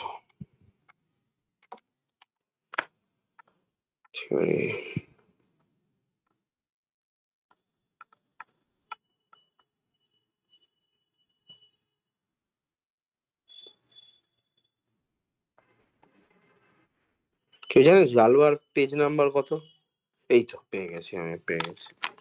যাক, এটা হচ্ছে ফাইনাইট ফিল্ড। দেখ এখানে পরপর সিলেবাসটা তুই লক্ষ্য করতে পারবি। Roots of unity, solution of polynomial equation, যেটা আমরা ওখানে পড়লাম, automorphism, structures of finite field, extension of GFPN, structures, construction of finite field নিয়ে একটা প্রতিবার কোশ্চেন থাকে, ফিল্ড অফ ফাইনাইট অর্ডার এইখানে, জিওমেট্রিক কনস্ট্রাকশন, এটা তো না হয় ঠিক আছে। এই দুটো লাস্টের এই যে যে দুটো ইউনিট আছে ওই দুটোর উপরে তেমন ভাবে প্রশ্ন থাকে না, ও স্কিপ করা যায়। এখানে আমাদের জোসেফ রটম্যান এর বইটা ফলো করতে পারি, আর সব থেকে ভালো হয় হাঙ্গার ফোর্ডের যদি বইটা ফলো করিস, হাঙ্গার ফোর্ডের সলিউশন ম্যানুয়ালও আছে। যাই হোক না, এই আমাদের নোটটাই সাফিসিয়েন্ট, নোটটা থেকে করলেই হবে। কি কি করতে হবে? প্রথম চারটে ইউনিট ফাইনাইট ফিল্ড, যেখান থেকে আমাদের গালওয়া ফিল্ড দেখালাম আমি, ফাইনাইট ফিল্ড ওখান থেকে পড়তে হবে অ্যাকচুয়ালি। কিন্তু তুই বুঝতেই পারছিস ফিল্ড এক্সটেনশনের পড়তে ফলে algebraic extension, normal extension, separable সবই পড়তে হবে, কারণ গালওয়া এক্সটেনশন যেটা, ঠিক আছে, গালওয়া এক্সটেনশন দেখ এখানে চ্যাপ্টারে বলে দিয়েছে, গালওয়া এক্সটেনশন অ্যালজেব্রিক, নর্মাল, সেপারেবল তিনটেই হয়। ফলে দ্যাট ইজ দ্য প্রবলেম। ফলে তোকে অ্যালজেব্রিক এক্সটেনশনও জানতে হবে, স্প্লিটিং ফিল্ডও জানতে হবে, নর্মাল এক্সটেনশন, সেপারেবল এক্সটেনশন সব জানতে হবে, এবং প্রশ্নও পাবি, কোশ্চেনও পাবি পরীক্ষার হলে ওই রিলেটেড, ঠিক আছে। ফলে ওগুলোও করতে হবে আমাদের। আর আদারওয়াইজ আমাদের এই চারটে চ্যাপ্টারই আছে ওখানে, চারটে ইউনিট এখানে, ওখানে চারটে চ্যাপ্টার, এই চারটে ইউনিট আমরা অ্যাকচুয়ালি খুব ভালোভাবে পড়বো, ঠিক আছে। মেন ক্যাম্পাসের নোটেই ওই চারটে ইউনিটও একদম শেষের দিকে রয়েছে, চারটে ইউনিটটাকে ভালোভাবে পড়তেই হবে। সেমিস্টার 3 তে যদি ফিল্ড এক্সটেনশন ভালো মতো জানিস তাহলে তোদের অ্যালজেব্রিক এক্সটেনশন, স্প্লিটিং ফিল্ড পড়ার কোনো প্রয়োজন নেই, না জানলে সেগুলো পড়তে হবে। আর নর্মাল আর সেপারেবল এক্সটেনশনটা এখানে আমি পড়াবো অবশ্যই, ঠিক আছে। অ্যালজেব্রিক এক্সটেনশন এবং স্প্লিটিং ফিল্ডের ক্লাসও আমি নেব, একটা একটা ক্লাসে আমি মোটামুটি ব্যাপারটা রিভাইজ করিয়ে দেবো, ওভারঅল জিনিসটা, ঠিক আছে। এটা হচ্ছে আমার গালওয়া থিওরির বক্তব্য, ঠিক আছে। এই হচ্ছে সিলেবাসের জিস্ট, ঠিক আছে, মোরাল অফ দ্য স্টোরি। এবার তোমার এখানে কি বক্তব্য আছে সেটা আমাকে বলো, আমি সেই রিলেটেড আর কিছু যদি বলার থাকে আমি বলছি, ঠিক আছে। সিলেবাস যা যা ছিল থরলি আমি বলে দিয়েছি, পড়তে এখানে হবে, ঠিক আছে। কি কি জায়গায় তোমাদের অসুবিধা হতে পারে আমি সেগুলোও বলে দিয়েছি, সেগুলো নিশ্চয়ই সবাই শুনেছো, সেগুলোকে একটু মাথায় রাখবে, ঠিক আছে। কি কি তোমাকে পড়তে হবে সেগুলোকে মাথায় রাখবে এবং সেই মোতাবেক পড়াশোনা করবে, ঠিক আছে। একটু খাটতে হবে এখানে, ঠিক আছে।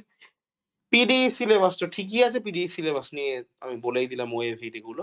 পিডিইর যেটা তোমাকে দেবে সেটা হচ্ছে একদম কলেজের নোটটা পারলে মুখস্থই করে ফেলতে পারো, আমি বলছি না করো, কিন্তু তুমি করে গেলেও তুমি ওখান থেকে কোশ্চেন করতে পারবে। কিন্তু একটাই জিনিস, তুমি যদি অ্যালজেব্রিকের কোনো কোশ্চেন অ্যাটেন্ড না করো তোমাকে পাস করাবে না, ঠিক আছে।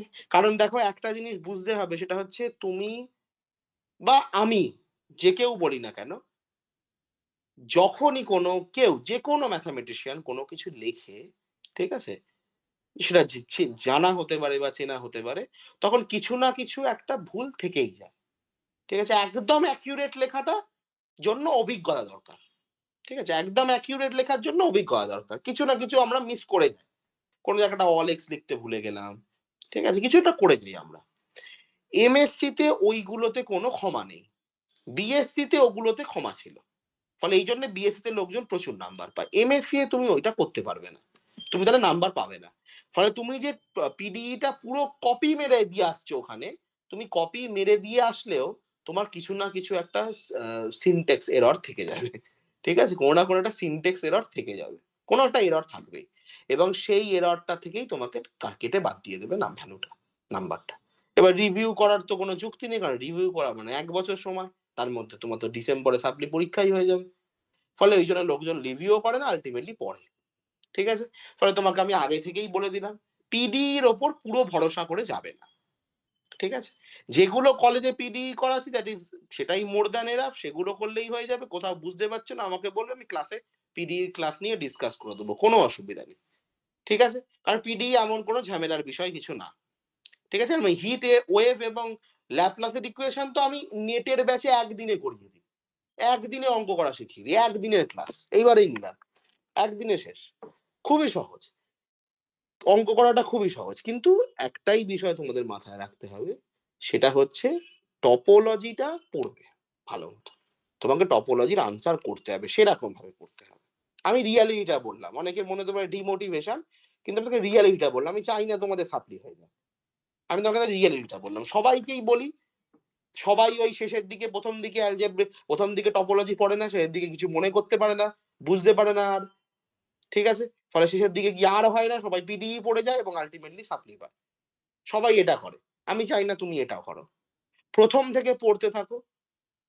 ঠিক আছে? আমি আগের বারেও অ্যালজেব্রিক টপোলজি সিলেবাস শেষ করে দিয়েছিলাম। আমার কিছু যায় আসে না। আমি সিলেবাস শেষ করে দেব। আমি জানি কতদিন সময় লাগবে। কতক্ষণ সময় লাগবে শেষ করার জন্য। আমি শেষ করে দেব। কিন্তু তোমার বক্তব্য যে তুমি কি সেটা নিজেরা শেষ করতে পারবে? আমি আগেরবারে কিন্তু ১ মাস আগে শেষ করে দিয়েছি সিলেবাস। কেউ বলতে পারবে না। আমি ১ মাস আগে, পরীক্ষার ১ মাস আগে সিলেবাস শেষ করে দিয়েছি। ঠিক আছে? সবাই দেখেছে। সবাই নিজেরাই ছিলে, তোমরাই ছিলে এখানে। আমি কিন্তু কোনো ওসব করব না। আমার কমপ্লিট হয়ে যাবে। আমাকে নিয়ে ভাববে না। তোমার কমপ্লিট হবে কি? সেটা হচ্ছে আসল বক্তব্য। ঠিক আছে? সেটা হচ্ছে আসল বক্তব্য। ফলে তোমাকে ১ম দিন থেকেই ফ্রম দ্যা ডে 1 যবে থেকে তুমি পড়াশোনা শুরু করছো, পড়তে হবে। যেটা কলেজে পড়াচ্ছে সেটা পড়তে হবে। আমি যেটা পড়াচ্ছি সেটা পড়তে হবে। বারবার রিভিশন করতে হবে। দরকার পড়লে মোবাইলে স্টপ ওয়াচ দেবে। স্টপ ওয়াচ দিয়ে একটা অ্যালজেব্রিক টপোলজি থিওরেম নিজে করার চেষ্টা করবে। ৫ মিনিটে, ৩ মিনিটে, ৬ মিনিটে যেরকম তোমার মনে হচ্ছে, স্পিড আছে, করার চেষ্টা করবে। তবেই কিন্তু পরীক্ষার হলে তুমি নামাতে পারবে। ঠিক আছে? অনেকেই পড়ে কিন্তু পরীক্ষার হলে নামাতে পারে না। সেটাতেও কোনো লাভ নেই। সেটাতেও একটা বড় সমস্যা হবে। ঠিক আছে?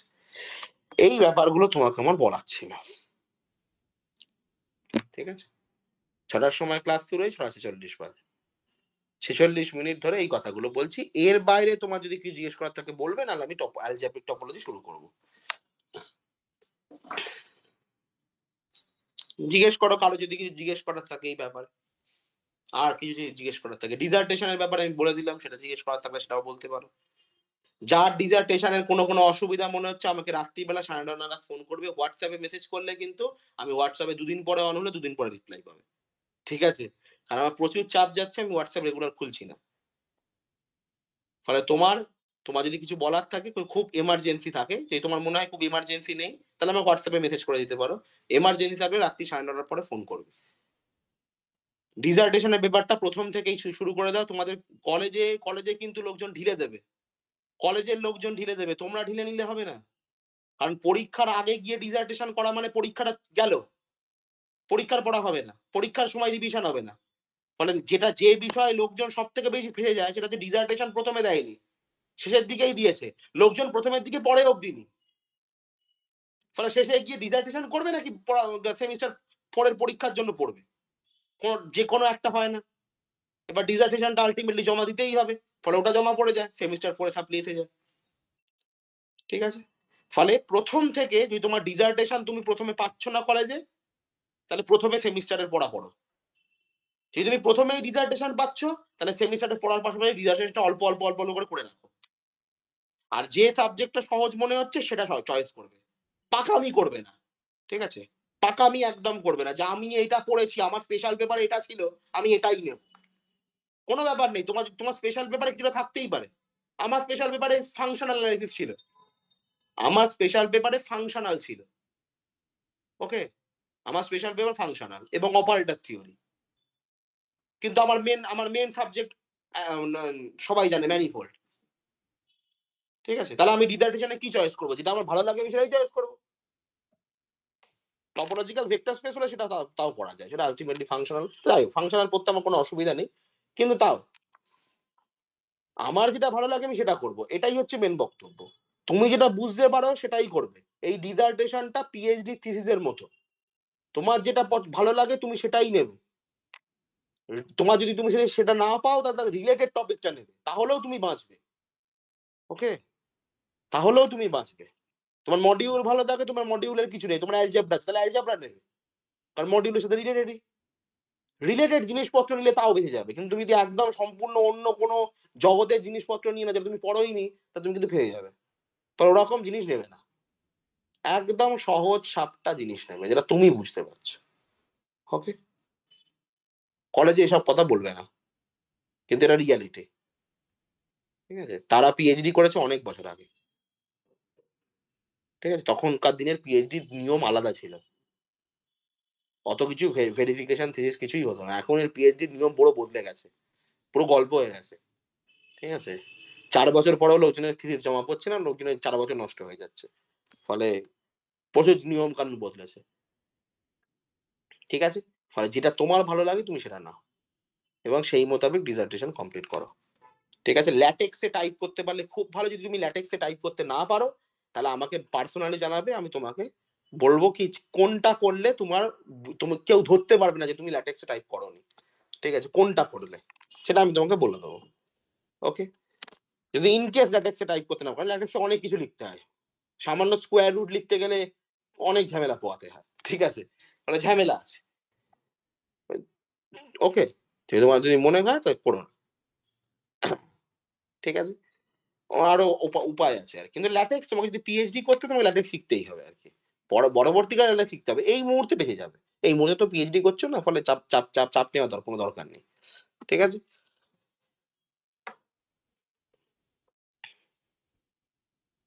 ঠিক আছে? আর যদি কিছু বলার থাকে?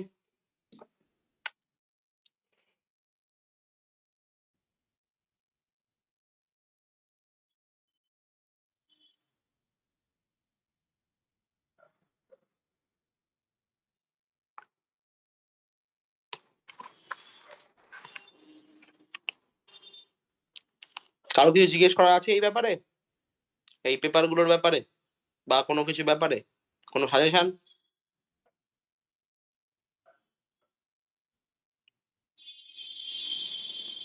এখনই জিজ্ঞেস করে নিতে পারো, সবারই জানা হয়ে যাবে।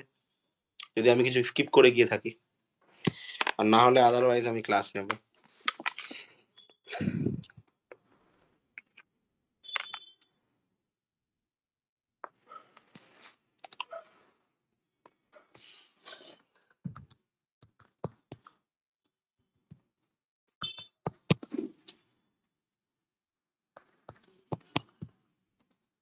আর যদি কিছু জিজ্ঞেস করার থাকে জিজ্ঞেস করতে পারো।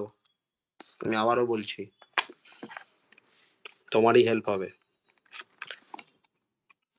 আমি জানি না তোমাদের কি সমস্যা হতে পারে। যে সমস্যাগুলো হবে সেগুলো আমি সবই বলে দিয়েছি। এর বাইরেও তোমার সমস্যা থাকতে পারে। ওকে? শুরু করা যায় আমাদের অ্যালজেব্রিক টপোলজি।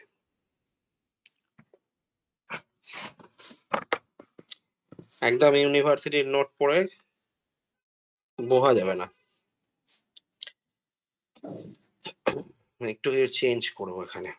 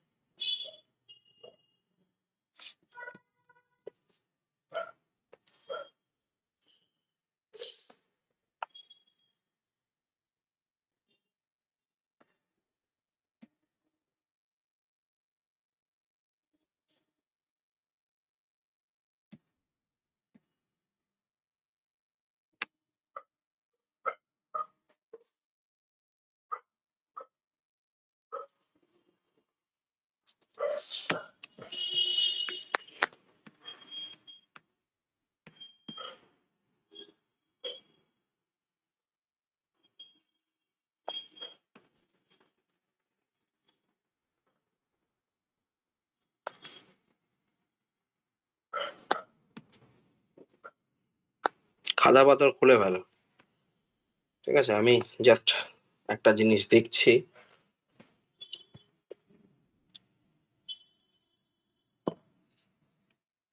এখানে তো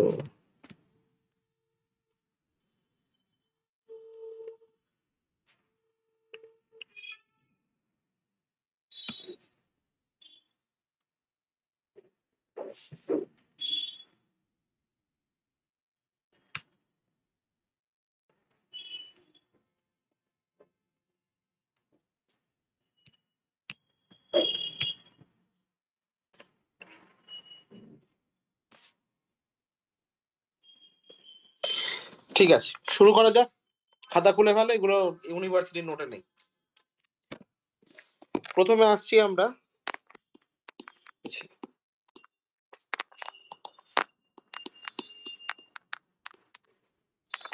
algebraic topology.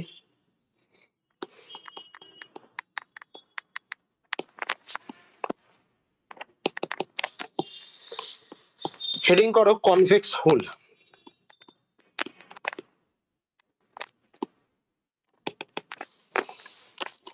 কি বলে এই জিনিসটাকে? কনভেক্স হাল, যা ইচ্ছা তুমি বলতে পারো, HU তো এই জিনিসটা অ্যাকচুয়ালি কি? তাই প্রথমে বুঝতে হবে যে কনভেক্স সেট কি। আমরা সেটা জানি। কনভেক্স সেট মানে হচ্ছে দুটো পয়েন্ট আছে, সেই দুটো পয়েন্টকে যদি আমরা লাইন দিয়ে জয়েন করি তাহলে সেই লাইনটা সেটের ভেতরে থাকতে হবে।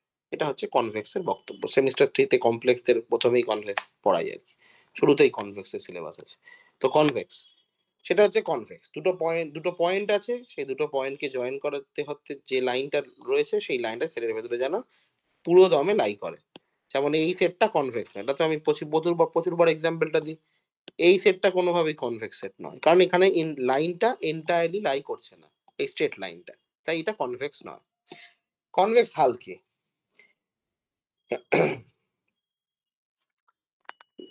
এ দেখ, আমি ডেফিনেশনে লেখাচ্ছি প্রথমে। দ্য কনভেক্স হাল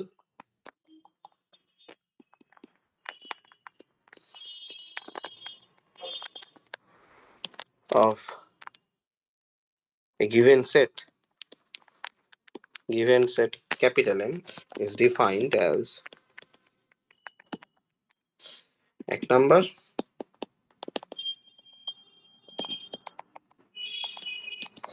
intersection of all convex sets containing capital X. Intersection of all convex set containing capital X. এবং 2 নাম্বার পাশাপাশি the union of all simplices with vertices in X. কারণ অনেকে বলবে এই বাবা কি, এইটা কি জিনিস? তোদের এই জিনিসটাই মাথায় আসবে, সিম্পলিসেস উইথ ভার্টিসেসটা আবার কি? এরকম তো জিনিস শুনিনি। আমি আস্তে আস্তে আসছি। এখানে দু রকম ভাবে ডেফিনেশন দেওয়া হয়েছে। প্রথমটা কি? The intersection of all convex set. আমি এটাই মনে রাখবো, আমরা এটাই মনে রাখবো। Okay, the intersection of all convex set. এবং এটা জানবো যে এইটা কি বলতে চেয়েছে, the union of all simplices. তাহলে সিম্পলিসেস ব্যাপারটা কি? কনভেক্স হাল পড়তে গেলে এই জিনিসটা আছে, এটা কমপ্লেক্স অ্যানালিসিসের জিনিস। এটাই প্রথমে আসে। এটা কি? সিম্পলিসেস কি? ঠিক আছে, দেখ সিম্পলিসেস, বা আমরা সহজ কথায় এটা প্লুরাল আছে, সিঙ্গুলারে লিখি তাহলে সিমপ্লেক্স কি? ঠিক আছে, সিমপ্লেক্স কি? সিমপ্লেক্স হচ্ছে the generalized notion of a triangle. আর কিচ্ছু না। কি তোদের বইতে লেখা আছে, নোটে লেখা আছে, সব এখন যাস না। ঠিক আছে, কারণ ওইটা টপোলজি রেসপেক্টে লেখা আছে, আমি তোকে একদম জিওমেট্রি রেসপেক্টে ডেফিনেশনটা দিচ্ছি। ঠিক আছে, জেনারেলাইজ নোশন অফ ট্রায়াঙ্গেল। ট্রায়াঙ্গেলের যেটা জেনারেলাইজ ভার্সন, যেমন একটা জিনিস মনে কর তুই, ট্রায়াঙ্গেল হচ্ছে আমাদের একটা 2 ডাইমেনশনাল ফিগার। 3 ডাইমেনশনে ওটা কি? আমরা ওটাকে বলি টেট্রাহেড্রন, তাই না? 3 ডাইমেনশনে আমরা ওটাকে বলি টেট্রাহেড্রন। ওকে, 4 ডাইমেনশনে কি বলবি? কোনো নাম নেই। 5 ডাইমেনশনে কি বলবি? কোনো নাম নেই। তাহলে এদের কোনো নাম নেই, কিন্তু এটা পরিচয় তো আছে। এই পরিচয়টা হচ্ছে সিমপ্লেক্স। সিমপ্লেক্স হচ্ছে ট্রায়াঙ্গেলের যে কোনো আরবিটারি ডাইমেনশনে যে ফর্মটা, একটা ট্রায়াঙ্গেলকে যে কোনো, অনেকে বলতে পারে ট্রায়াঙ্গেলকে তো 2 ডাইমেনশনে, 3 ডাইমেনশনে ট্রায়াঙ্গেলই হবে। না, সেটা হবে না। ঠিক আছে, কারণ ভার্টেক্স বেড়ে যাচ্ছে। ঠিক আছে, ফলে জেনারেলাইজ যে নোশনটা আছে, জেনারেলাইজ যে ডেফিনেশনটা আছে ট্রায়াঙ্গেলের যে কোনো আরবিটারি ডাইমেনশনে, সেটাকে আমরা বলি হচ্ছে সিমপ্লেক্স। ঠিক আছে, ফলে টেট্রাহেড্রন একটা সিমপ্লেক্স, ট্রায়াঙ্গেল, যেটা 2 ডাইমেনশনে যেটাকে আমরা ট্রায়াঙ্গেল বলি, সেটাও একটা সিমপ্লেক্স। ঠিক আছে? এরকম বক্তব্য আছে। আমি এখন আপাতত আর কিছুতে বলছি না। এরপরে আস্তে, আস্তে আসবো। ঠিক আছে? ট্রায়াঙ্গেল, আর এখানে এটাকে আমরা লিখতে পারি টেট্রাহেড্রন। এটাও লেখা যেতে পারে। টেট্রাহেড্রনের জেনারেলাইজড ভার্সন, টেট্রাহেড্রন নামটা আমরা যেহেতু জানি। Tetrahedron on any arbitrary dimension. ঠিক আছে? এটা। Yes, yes. এরপরে standard form. Standard form for simplices. এদের স্ট্যান্ডার্ড ফর্মটা কি? দেখ, আমি আবারও বলছি, যখন আমরা কনভেক্স হালের ডেফিনেশন দিলাম, তখন এই যে ডেফিনেশনটা, এটা বোঝা খুব সহজ। কারণ কনভেক্স সেট কাকে বলে? যার দুটো পয়েন্টকে জয়েন করা লাইনটা ওর ভেতরে লাই করে, তাদেরকে আমরা কনভেক্স সেট বলি। তাদের ইন্টারসেকশনটা হচ্ছে কনভেক্স হাল। এইটা বুঝতে কোনো অসুবিধা নেই। ঠিক আছে? এরপরে ফার্দার আসছে ইউনিয়ন। অনেকেই জিজ্ঞেস করতে পারে কনভেক্স হালটাও বা কেন বলছো? ঠিক আছে? কিন্তু এটা বলার কারণ আছে, কারণ আমাদের এটা কাজে লাগতে চলেছে, তাই জন্য আমি ডেফিনেশনটা দিলাম আর কি। Standard form for simplex. মানে এই যে সিমপ্লেক্স গুলো আছে, এর স্ট্যান্ডার্ড ফর্ম গুলো নিয়ে আমরা আলোচনা করব। কিছু কিছু জিনিস তোকে অবাক করতে পারে। ঠিক আছে? তাই একটু প্রিপেয়ার থাক। ধর আমি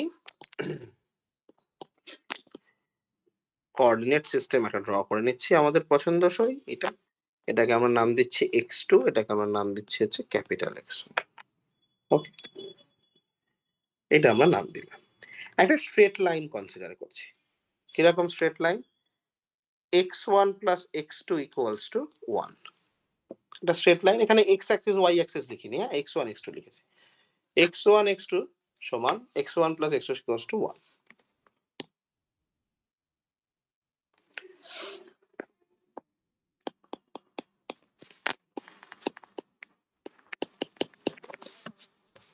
ঠিক আছে? তাহলে এটা কোথা দিয়ে পাস করবে?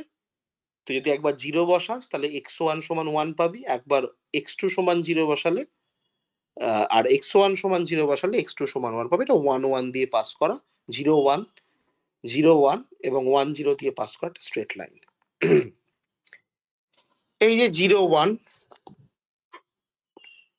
আমরা এখানে যে 0 1টা পাচ্ছি, এই 0 1টা হচ্ছে আমাদের একটা বেসিস, তাই না? 1 0 হচ্ছে আমাদের basis E1, basis, standard basis এরা। এখানে একটা স্ট্যান্ডার্ড বেসিস আছে E2। এটাই আমরা লিখি। ঠিক, Yes, yes. এটাই আমরা করি। এবার তুই লক্ষ্য করবি যে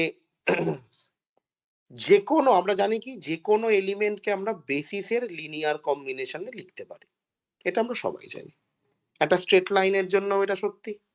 এখানে স্ট্রেট লাইনটাকে তুই যদি লিখিস 1 0 আর 0 1 এর কম্বিনেশনে, তাহলে সেটা দেখ ভালো করে, এটা তো একটা কনভেক্স সেট। এই যে R2 আছে, R2 নিজে তো একটা কনভেক্স সেট। কনভেক্স কেন? কারণ তো R2 এর যে কোনো দুটো পয়েন্ট নে, তাকে জয়েন করবে যে স্ট্রেট লাইনটা, সেটা R2 এর ভেতরেই থাকে, অন্য কোথাও থাকে না। ঠিক আছে? তাহলে এখানে দেখ ভেক্টর আছে, তুই ভালো করে লক্ষ্য করবি যে এখানে আমার একটা ভেক্টর আছে 1 0, যেটাকে আমরা বলছি E1 ক্যাপ বা স্ট্যান্ডার্ড বেসিসের E1, আর একটা যে 0 1, সেটা হচ্ছে E2 ক্যাপ। তাদেরকে জয়েন করা লাইনটাও actually x1 plus x2 equals to 1, সেটাও তো R2 এর ভেতরেই রয়েছে। ঠিক? এটা তো ঘটছে, এটা সহজ বক্তব্য। এবার দেখ, তাহলে যখন এই জিনিসটা ঘটছে, তাহলে আমরা লক্ষ্য করবি এই দিকে তাকা, এবার এই ফর্মটার দিকে তাকা। ফর্মটা কেমন? x1 plus x2 equals to 1, এটা জাস্ট স্ট্রেট লাইনের ফরম্যাট। তোর কি এরকম কোনো চেনা ফরম্যাট আছে? ধর আমি একটা ভেক্টর বললাম v1 ভেক্টর, একটা হচ্ছে lambda v2 minus v1 vector. আমি এভাবে লিখছি, কথার কথা বলছি, এটা রাফ ওয়ার্ক বলছি। তাহলে তুই এখানে কি লিখতে পারিস? এটাকে 1 minus lambda v1 vector plus lambda v2 vector, এইভাবে লিখতে পারিস। তুই লক্ষ্য কর এখানে খুব মন দিয়ে যে এই যে কোএফিসিয়েন্ট গুলো আছে, এই কোএফিসিয়েন্ট গুলোকে তুই যদি যোগ করে দিস, তাহলে তুই পাবি হচ্ছে 1। ঠিক? Yes, yes. কোএফিসিয়েন্ট গুলোকে যোগ করলে তুই পাবি হচ্ছে 1। যখন তুই কোনো একটা লিনিয়ার কম্বিনেশন নিচ্ছিস এবং লিনিয়ার কম্বিনেশন নেওয়ার সময় কোএফিসিয়েন্ট গুলোর সাম 1 আসছে, তখন আমরা সেই জিনিসটাকে বলি হচ্ছে কনভেক্স কম্বিনেশন।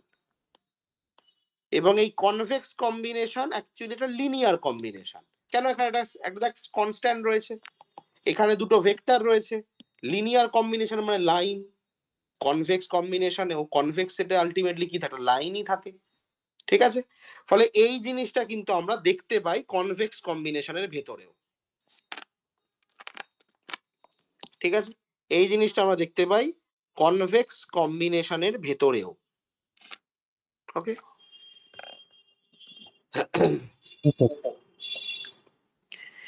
তাহলে লক্ষ্য করবি এই ওপরের যে স্ট্রাকচারটা সেটা একটা কনভেক্স কম্বিনেশনের স্ট্রাকচার এবং লিনিয়ার কম্বিনেশনের স্ট্রাকচার। তার কারণটা খেয়াল রাখবি সবসময়, convex combination is always a linear combination. ঠিক আছে?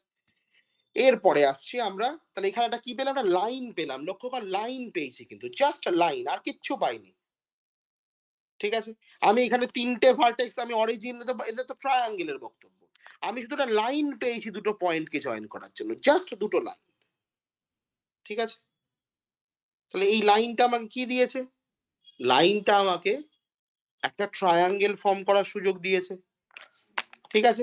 ফলে এই জিনিসটাও কিন্তু একটা সিমপ্লেক্স। ফলে তুই লক্ষ্য করতে পারবি স্ট্রেট লাইন বা লাইন সেটাও কিন্তু একটা ট্রায়াঙ্গেল।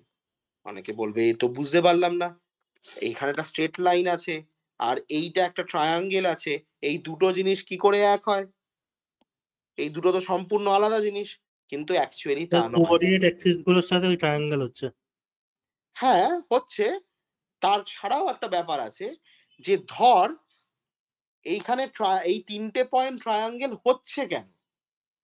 এখানে যে তিনটে ভার্টেক্স আছে এ বি সি, এই তিনটে ভার্টেক্স কেন ট্রায়াঙ্গেল ফর্ম করছে?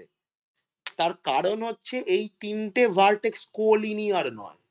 লক্ষ্য কর, এ বি সি এদের মধ্যে তিনটে একই সাথে একটা লাইনে লাই করে না। ঠিক আছে? যেমন তুই লক্ষ্য করবি বিসি যে লাইনটা, এই বিসি লাইনের ওপরে এ কিন্তু লাই করে না, এ লাই করে না, কোলিনিয়ার নয়, তাই জন্যই ট্রায়াঙ্গেল ফর্ম করছে। এখন কোথায় বলে দেওয়া আছে যে তিনটে পয়েন্ট কোলিনিয়ার হলে ট্রায়াঙ্গেল হবে না? এরকম কোনো জিওমেট্রির বই নেই, এরকম কোনো জিওমেট্রির বই তুই খুঁজে পাবি না দূর দূরান্ত অব্দি, যেখানে লেখা আছে যে তিনটে পয়েন্ট কোলিনিয়ার হলে সেটাকে ট্রায়াঙ্গেল বলে না। আমি যদি বলি যে বি সি আর এখানে আছে এ, বলো এবার এটা ট্রায়াঙ্গেল নয়, তুমি প্রমাণ করতে পারবে না যেটা ট্রায়াঙ্গেল নয়। ইউক্লিডিয়ান জিওমেট্রি দিয়ে তুমি কিছুটা যুক্তি বানাতে পারো, কিন্তু আমরা তো ইউক্লিডিয়ান জিওমেট্রিতে কথাই বলছি না, আমরা আলোচনাটাই করছি হচ্ছে রিমানিয়ান জিওমেট্রি ওরিয়েন্টেড। ঠিক আছে? আমাদের আলোচনাটাই ইউক্লিডিয়ান জিওমেট্রি নয়। তো ইউক্লিডিয়ান জিওমেট্রি এমনিতেই লিমিটেড ইনফরমেশন, কারণ ইউক্লিডিয়ান জিওমেট্রি যে ভুল সেটা তো প্রমাণ হয়ে গেছে, তাই জন্য ক্লাসিক্যাল মেকানিক্স ভুল, তাই জন্য নিউটনিয়ান থিওরি ভুল, সবই ভুল। একটা লিমিটেড লেভেল অব্দি সত্যি, বাকি সব ভুল। তাই এখানে আমরা ট্রায়াঙ্গেল কখন পাচ্ছি? যখন আমরা তিনটে পয়েন্ট একসাথে কোলিনিয়ার হচ্ছে না। কোলিনিয়ার মানে একটাই লাইনে থাকা। এখানে বিসি একটা লাইনে আছে কিন্তু এ সেই লাইনে নেই। ওকে? যদি তুমি বলো স্ট্রেট লাইন, যদি তুমি বলো স্ট্রেট লাইন, স্ট্রেট লাইনে আমি তিনটে পয়েন্টকে একসাথে করে নিলাম। এখন তুমি বলো এটা ট্রায়াঙ্গেল নয়, তুমি এটা প্রমাণ করতে পারবে না এটা ট্রায়াঙ্গেল নয়। এটাই হচ্ছে ডিসঅ্যাডভান্টেজ, তুমি এটা প্রুফ করতে পারবে না যেটা ট্রায়াঙ্গেল নয়, তার মানে এটা ট্রায়াঙ্গেল। এটাই হচ্ছে বক্তব্য। ফলে স্ট্রেট লাইন সেটাও কিন্তু একটা ট্রায়াঙ্গেল, এটা খেয়াল রাখতে হবে। ঠিক আছে? হ্যাঁ স্যার। ওকে, বেশ। অনেকেই বলতে পারে যে দাদা এই জিনিসটা কোত্থেকে এলো, তাহলে আমি তোমাদের একটা ছবি আঁকা এঁকে দিই, তা তুমি অনেকেই এটাকে মনে করতে পারবে।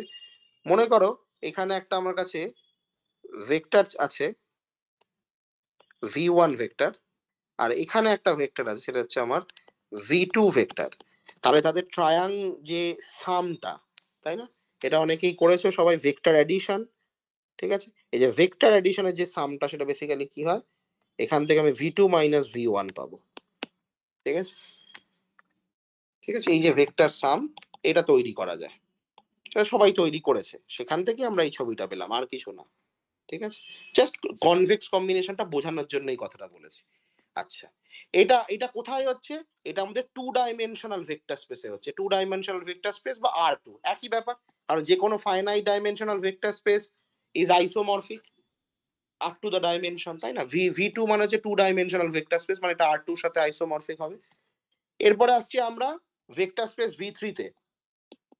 v3 কার সাথে আইসোমরফিক, R3 এর সাথে। v3 R3 এর সাথে আইসোমরফিক। আমি এখানে একটা ছবি আঁকছি, এই ছবিটা অনেকেই চেনো। একটা, এটা হচ্ছে আমাদের জিওমেট্রিতে খুব বিখ্যাত ফিগার, স্ট্রেট আমাদের প্লেন যেটা আমরা দেখতাম 3 ডাইমেনশনে, সেই প্লেনের ইন্টারসেপ্ট ফর্ম হচ্ছে এটা। এটা হচ্ছে একটা প্লেনের ইন্টারসেপ্ট ফর্ম। ওকে, এটা হ্যাঁ সবাই স্যার। দেখেছে। ওকে, এখান থেকে তুমি পাচ্ছে হচ্ছে এইটা। আচ্ছা, এটাকে আমরা একটা নাম দিয়ে দিচ্ছি, এই জিনিসটাকে নাম দিতে ডেল্টা ওয়ান। ঠিক আছে, আমার কাজের সুবিধার জন্য, বুঝতে সুবিধা হবে, ডেল্টা ওয়ান। এটাকে আমরা নাম দিলাম হচ্ছে ডেল্টা টু।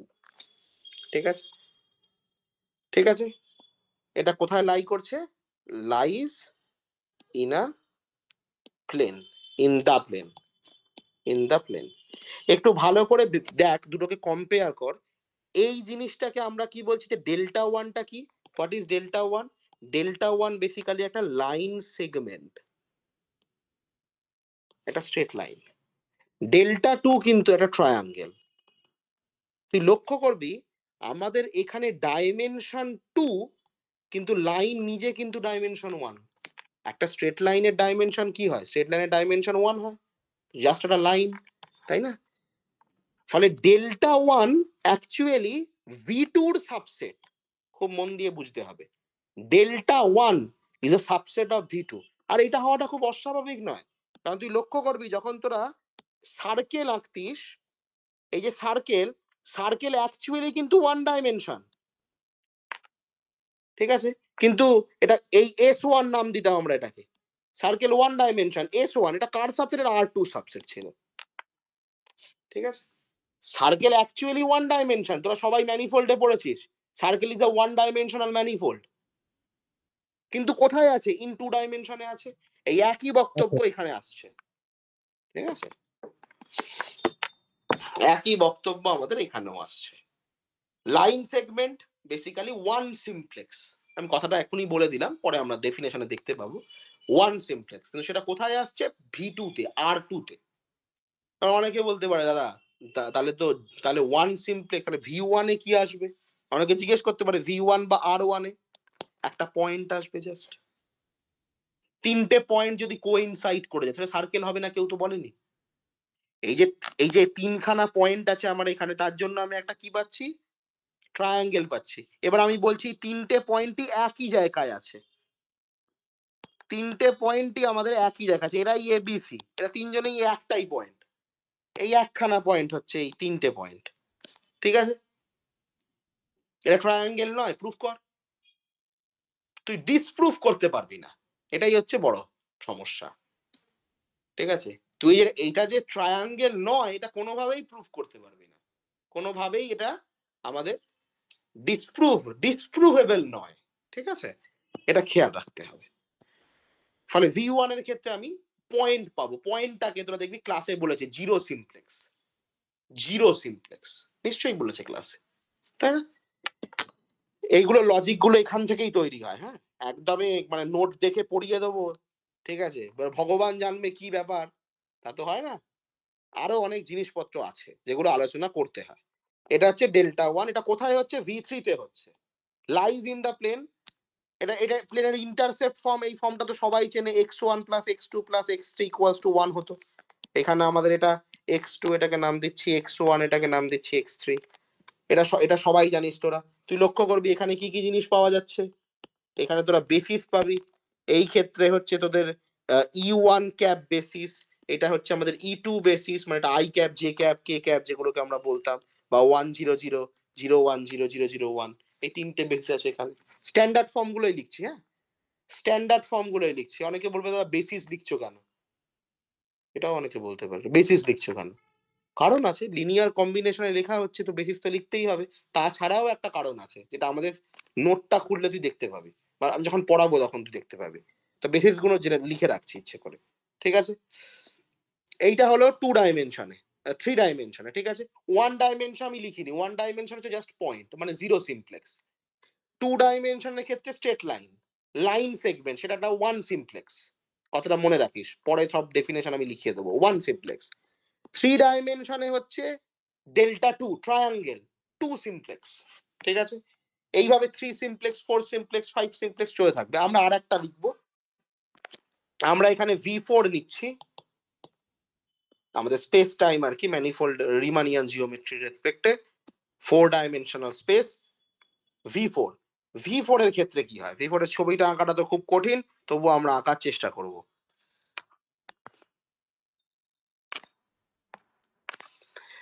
আর এই সবের নিচে আছে আমাদের একটা X4 অ্যাক্সিস, এটাকে আমরা X1 নাম দিচ্ছি, এটাকে আমরা X2 নাম দিচ্ছি, এটাকে আমরা X3 নাম দিচ্ছি।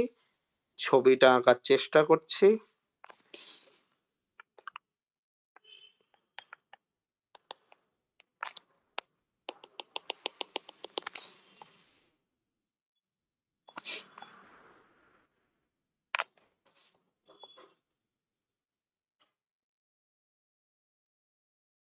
এই যে স্ট্রাকচারটা এখানে তৈরি হলো, এই স্ট্রাকচারটা হচ্ছে আমাদের,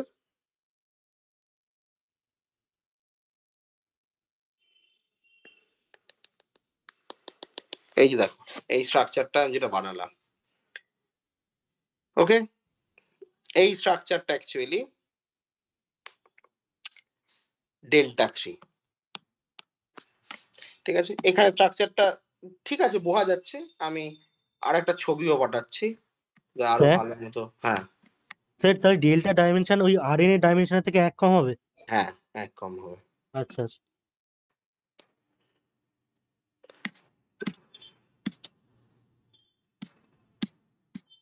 তবে গ্রুপটা কোথায়,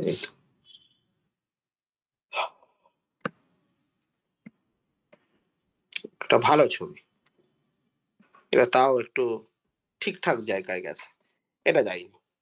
যাই হোক, এইটা হচ্ছে আমাদের ডেল্টা 3। এই ডেল্টা3টা কোথায় লাই করছে, lies in the hyper plane, ঠিক আছে, হাইপার প্লেন। এটার ফর্মটা হচ্ছে x1 plus x2 plus x3 plus x4 equals to 1। তুই লক্ষ্য কর, আমরা এখানে x1 প্লাস x2 লিখেছি, এখানে x1 plus x2 plus x3 লিখেছি, এখানে x1 plus x2 plus x3 plus x4 লিখেছি। এটাই হচ্ছে বক্তব্য। বেসিস তো সব ক্ষেত্রেই আছে, এই ক্ষেত্রে E1, E2, E3, E4 basis আছে, ঠিক আছে। হ্যাঁ স্যার। ওকে, সবার ঠিক আছে তাহলে। এই গেল হচ্ছে আমাদের ডেল্টা 3, ঠিক আছে। ডেল্টা 3 এর কোনো টেট্রাহেড্রন নাম দিতে পারিস, পসিবল, ঠিক আছে, কিন্তু আর আমরা নাম দেব না। ডেল্টা 1 হচ্ছে 1 সিমপ্লেক্স, ডেল্টা 2 হচ্ছে 2 সিমপ্লেক্স, ডেল্টা 3 হচ্ছে 3 সিমপ্লেক্স, এভাবে 4 সিমপ্লেক্স, 5 সিমপ্লেক্স চলতে থাকবে, N সিমপ্লেক্স। আমরা N+1 সিমপ্লেক্স নিয়েই কাজ করি নর্মালি, N+1 সিমপ্লেক্স। যাই হোক, তো এরা রয়েছে, এরা হচ্ছে স্ট্যান্ডার্ড ফর্ম সিমপ্লেক্সের। 3টে ফর্ম আমরা সবাই জানি টেট্রাহেড্রন অব্দি।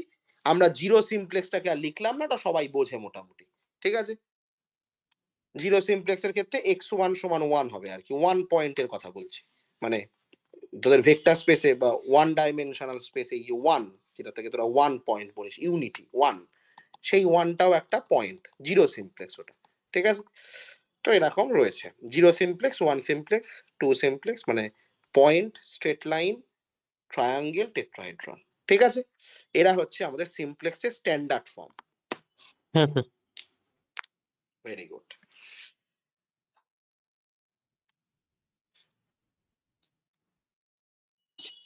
ওকে, আচ্ছা, এবার দেখ এবার দেখ আমি তোদেরকে একটা কথা বলি, যেমন এখানে মডিউল থিওরি দরকার, সেমিস্টার 1 এর তোর গ্রাফ থিওরিও ছিল, তাই না? আমি গ্রাফ থিওরির ওভারভিউ এর ক্লাস নিয়েছিলাম, 4টে ক্লাস, 4টে না 5টা ক্লাস নিয়েছিলাম গ্রাফ থিওরি। আমাদের গ্রাফ থিওরিটাও এখানে কাজে লাগবে 2-3টে থিওরেমে, সব জায়গায় নয়, সব জায়গায়, সব জায়গায় ম্যাক্সিমাম জায়গাতে মডিউলটা লাগবে, কিন্তু গ্রাফ থিওরিটাও কিছু কিছু জায়গায় লাগবে, ঠিক আছে? তো তুই দেখবি আমরা এখন সেটা পড়াচ্ছি না, সিম্পলিশিয়াল কমপ্লেক্স বলে একটা জিনিস আছে আমাদের সিলেবাসে, কলেজে হয়তো পড়িয়েছে। সিম্পলিশিয়াল কমপ্লেক্স অ্যাকচুয়ালি অনেকগুলো সিমপ্লেক্সের দিয়ে তৈরি একটা গ্রাফ, ঠিক আছে? এই মুহূর্তে আমরা যাচ্ছি না, মানে এই মুহূর্তে ওটা আমাদের প্রথম প্রায়োরিটি নয়, এর আগে অনেক জিনিসপত্র আছে, ঠিক আছে? আচ্ছা, এখন আমরা একটা ডেফিনেশন দেব।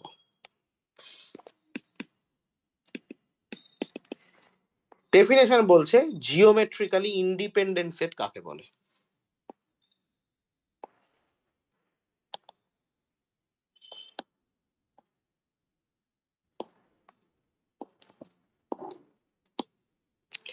জিওমেট্রিক্যালি ইন্ডিপেন্ডেন্ট সেট,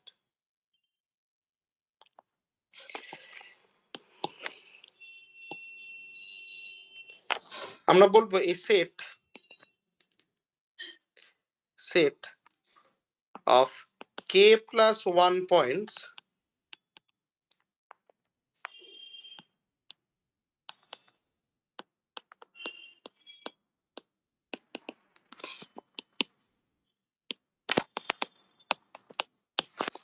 যেখানে k হচ্ছে greater equals to 2 is said to be geometrically independent। খুবই সহজ ডেফিনেশন এটা, জিওমেট্রিক্যালি ইন্ডিপেন্ডেন্ট যদি কোনো একটা পার্টিকুলার পয়েন্ট, সাপোজ a0 কে তুই ফিক্সড করে নিলি, a1 minus a0, a2 minus a0, এবং বাকি সবার থেকে বাকি যে বাকি যে কে খানা টার্ম আছে, এখানে টোটাল টার্ম কটা আছে? কে প্লাস 1 খানা। তা বাকি যে কে খানা টার্ম আছে, সেই কে খানা টার্ম থেকে তুই a0 কে বিয়োগ দিয়ে দে, বাদ দিয়ে দে, তাহলে যেটা পড়ে থাকবে, যে সেটটা পড়ে থাকবে, সেটা যদি লিনিয়ারলি ইন্ডিপেন্ডেন্ট হয়, ঠিক আছে? লিনিয়ারলি ইন্ডিপেন্ডেন্ট হয় ইন Rn, তাহলে আমি এই সেটটাকে বলবো হচ্ছে জিওমেট্রিক্যালি ইন্ডিপেন্ডেন্ট সেট, ঠিক আছে?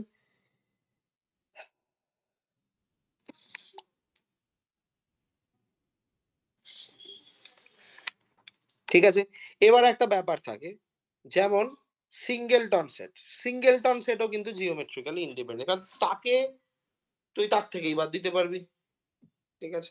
তাহলে আলটিমেটলি জিওমেট্রিক্যালি ইন্ডিপেন্ডেন্ট তো থাকবেই, সিঙ্গেলটন সেটও জিওমেট্রিক্যালি ইন্ডিপেন্ডেন্ট থাকবে।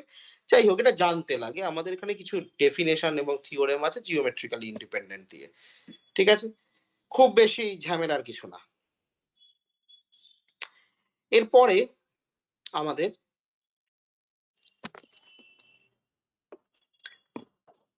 যেটা আছে সেটা হচ্ছে আর একটা ডেফিনেশন। তো ডেফিনেশনের আগে একটা রিমার্ক মতো আছে, রিমার্কটা আমি একটুখানি পড়ে বলি যে কি জিনিসটা, তেমন কিছু হাইফাই নয়, জাস্ট যে ডেফিনেশনটা আমরা ডিফাইন করবো তার উপরে। দুটো আছে, প্রথম ডেফিনেশন রিমার্ক যেটা, it is easy to see the above definition does not depend on the chosen point a0, that is এটা linearly independent if aj minus a, exactly. আমরা এখানে a0 তো যে কোনো পয়েন্ট হতে পারে, তাই না? a0 পার্টিকুলারলি প্রথম পয়েন্টটা থেকেই বিয়োগ দিতে হবে, আমি অন্য কোনো পয়েন্ট বিয়োগ দিতে পারবো না, এরকম কেউ মাথার দিব্যি দেয়নি। তুমি যে কোনো পয়েন্টই বিয়োগ দিতে পারো, তাহলে তোমার লিনিয়ারলি ইন্ডিপেন্ডেন্সি কোনোভাবে নষ্ট হবে না, এটাই বলতে চেয়েছে এখানে। সেকেন্ড যে রিমার্কটা বলেছে যে any one dimensional subspace of Rn is presented by a straight line passes through origin। স্বাভাবিক ব্যাপার, ওয়ান ডাইমেনশনাল স্পেস মানে কি? ওয়ান ডাইমেনশনাল স্পেস মানে একটা ভেক্টর স্পেস, তো তার ভেতরে তো অরিজিন থাকতেই হবে, না জিরো এলিমেন্ট না থাকলে তো ভেক্টর স্পেস হবে না। ফলে ওয়ান ডাইমেনশনাল স্পেস অবশ্যই স্ট্রেট লাইন আমরা কনসিডার করব, এটা তো আমাদের লিনিয়ার অ্যালজেব্রাতেই আছে, যে any one dimensional space can be represented as a straight line passes through origin, ঠিক আছে? Two dimensional space represented as a plane passes through origin, containing origin, এটাই বক্তব্য। তাহলে এখানে কি বলেছে? So any straight line in Rn is actually a translate of the one dimensional subspace parallel to it, যাই হোক বোকা বোকা কথা, is mathematical term is Rn is a coset of the form এত, যেখানে V1 হচ্ছে dimensional, one dimensional space in Rn। এইটা দিয়েছে। এবার এটাতে তোদের একটু অসুবিধাটা হবে। কি বলতে চেয়েছে দেখ এই স্টেটমেন্টে, যেটা পরবর্তী ডেফিনেশনের মধ্যেও আছে। সেটা বলছে যে Rn যে স্ট্রেট লাইনটা এখানে রয়েছে, যে কোনো মানে এনি স্ট্রেট লাইন Rn এর ভেতরে, any straight line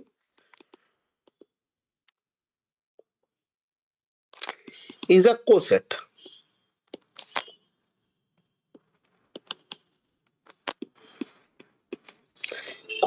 of the form x plus v1। বলছে যে এবার বলবে যে কোসেট কেন, এটা তোদের একটা সমস্যা হতে পারে যে হোয়াই কোসেট। আর এখানে v1 কি, v1 is an one dimensional subspace of Rn। ঠিক আছে, এইটা কেন বলতে চাইছে, যেটা স্ট্রেট লাইন, যে কোনো স্ট্রেট লাইন বলছে Rn এর ভেতরে, সেটা বেসিক্যালি কোসেট হচ্ছে ওয়ান ডাইমেনশনাল স্পেস। এইটা কেন বোঝাটা দরকার। ঠিক আছে, তারপর আমরা জিওমেট্রিক্যালি ইন্ডিপেন্ডেন্টের সাথে আমাদের সেটের কি রিলেশন, মানে আমরা যেটা পড়ছি যে সিমপ্লেক্স আর রিলেশন কি, সেগুলোও আসবো, সবই আসা হবে। তো প্রথমে হচ্ছে এটা যে কোসেটের সাথে আমাদের ওয়ান ডাইমেনশনাল প্লেন দিয়ে তৈরি কোসেট কেন স্ট্রেট লাইনকে রিপ্রেজেন্ট করে, এটা হচ্ছে বক্তব্য। একটা জিনিস বোঝ যে তুই যখন কোসেট বানাস, কোসেট যেটা গ্রুপে থিওরিতে তোরা বানাতিস কোসেট, বা কোশেন গ্রুপ, বা তোরা রিং থিওরিতেও বানিয়েছিস কোশেন রিং, ভেক্টর স্পেসে quotient subspace, coset space, quotient space, এই যে জিনিসগুলো আমরা বানাই, এইখানে একটা ইকুইভ্যালেন্স রিলেশন থাকে। এটা আমরা আগের সেমিস্টারেও দেখেছি, ইকুইভ্যালেন্স রিলেশন থাকে কোসেট বানানোর জন্য, যেটাকে আমরা মডিউল অপারেশনও বলে থাকি অনেক ক্ষেত্রে। ঠিক আছে, ফলে এই জন্যই আমরা কোসেট বানানোর সময় লিখি যে V by W, module operation থাকে এখানে, বাই মানে মডিউল অপারেশন, ডাব্লিউর রেসপেক্টে মডিউল অপারেশন। এইখানে যখন তুই Rn কে ওয়ান ডাইমেনশনাল প্লেন দিয়ে, ওয়ান ডাইমেনশনাল সাবস্পেস দিয়ে কোশেন্ট বানাবি, তখন এর এলিমেন্ট গুলো দেখতে কেমন হবে, খুব স্বাভাবিকভাবে এক্স প্লাস ভি ওয়ানই দেখতে হবে, কারণ কোসেটের এলিমেন্ট তো এরকমই দেখতে হয়, কোসেটের এলিমেন্ট তো এরকমই দেখতে হয়। এবার তুই লক্ষ্য কর, এই যে ভি ওয়ান জাস্ট একটা ওয়ান ডাইমেনশনাল প্লেন, তার সাথে তুই যে কোনো একটা নাম্বারকে অ্যাড করছিস। ঠিক আছে, সাপোজ তুই নিচ্ছিস হচ্ছে R3, ঠিক আছে, আর এখানে নিচ্ছিস হচ্ছে R1, বা R1 বলাটা ঠিক কথা নয়, R1 শুনতে কেমন লাগে, R1 তো R3 সাবসেট নয়, সাবস্পেস নয়। ঠিক আছে, জানিস তো নিশ্চয়ই যে R2 কিন্তু কোনোভাবেই R3 ভেতরে থাকে না, অসম্ভব। কেন, কারণ R2 এলিমেন্ট গুলো হচ্ছে XY, ঠিক আছে, আর R3 এলিমেন্ট গুলো হচ্ছে XYZ। R3 ভেতরে যে সাবসেটটা থাকে সেটা হচ্ছে V2, V2 এলিমেন্ট গুলো হচ্ছে XY0। এখন এই XY0 আর XY একে অপরের সাথে বাইজেকশন, আইসোমরফিক বা হোমিওমরফিক, সেই কারণের জন্য আমরা R2 কে বলি হোমিওমরফিক টু V2। ঠিক আছে, ঠিক আছে, R2 কে আমরা বলি হোমিওমরফিক টু V2। হ্যাঁ স্যার। ঠিক আছে, অ্যাকচুয়ালি R2 R3 সাবসেট নয়, ঠিক আছে, বা আর যে কোনো কিছুই নয়। ঠিক আছে, আচ্ছা সেমিস্টার 1 দের একটা লিংক পাঠিয়ে দিই।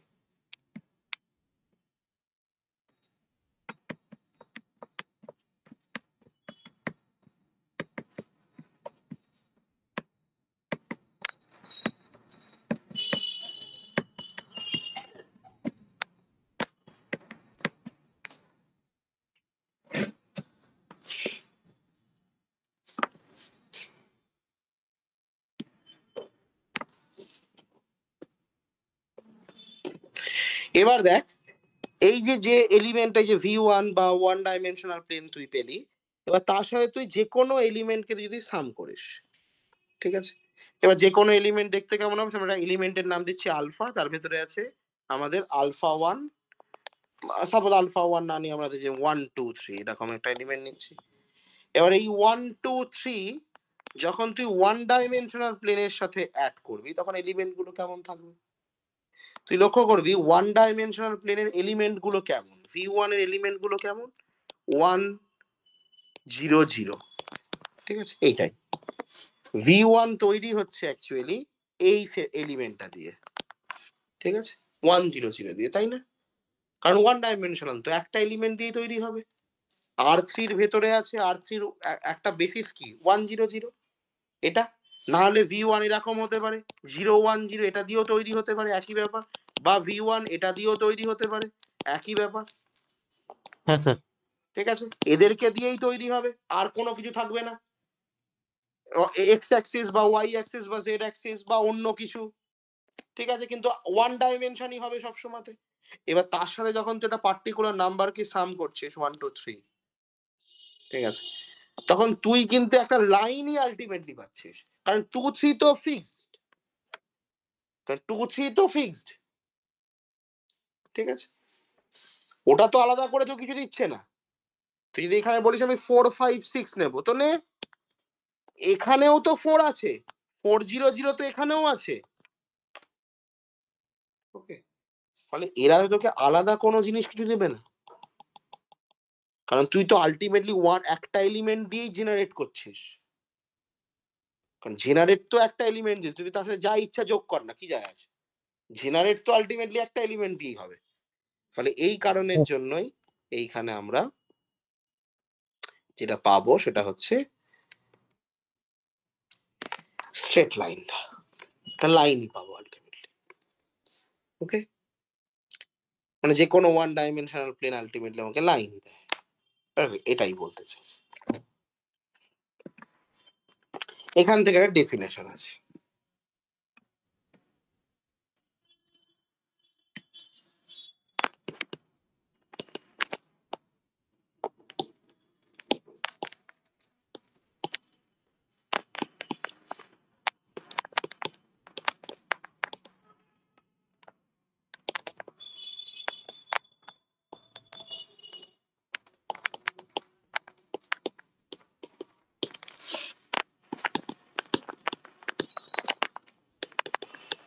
তাহলে এখানে কি বলেছে, একটা জেনারেলাইজড একটা ডেফিনেশন দিয়েছে, যে কোনো K dimensional plane is a কোসেট।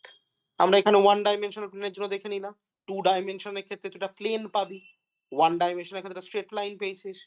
ফলে এখানে আলটিমেটলি জেনারেল একটা ফর্মে লিখছে যে যে কোনো K dimensional H K in R N is a coset of the form X plus V K, ঠিক আছে, where X belongs to R N এবং vk is a k dimensional subspace of Rn। এটাই এখানে definition, that is সহজ কথায় H K কে define করা হয়েছে x plus V কে এইভাবে, for some X belongs to R N. General একটা বক্তব্য আমরা এক্ষুনি ডিসকাস করলাম যেটা সেটাই।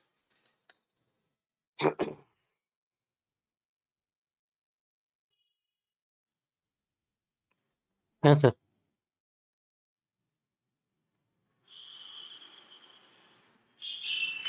এবার দেখ তিনটে অবজারভেশন আছে,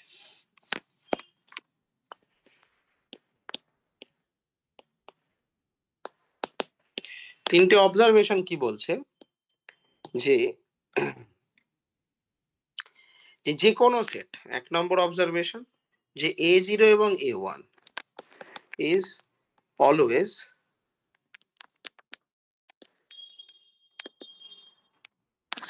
জিওমেট্রিক্যালি ইন্ডিপেন্ডেন্ট। A0 এবং A1 হচ্ছে অলওয়েজ জিওমেট্রিক্যালি ইন্ডিপেন্ডেন্ট, ঠিক আছে, তো এর মধ্যে তো কিছুই নেই, কারণ তুই একটা এলিমেন্ট দিয়ে অন্যটাকে বিয়োগ দিতেই হবে, সিঙ্গেল টার্ন সেট আসবে, সেটা তো এমনিতেই লিনিয়ারলি ইন্ডিপেন্ডেন্ট হয়, যে কোনো সিঙ্গেল টার্ন সেট তো এমনিতেই লিনিয়ারলি ইন্ডিপেন্ডেন্ট হয়, এতে আর কি আছে। 2 number A0 A1 A2 is geometrically independent,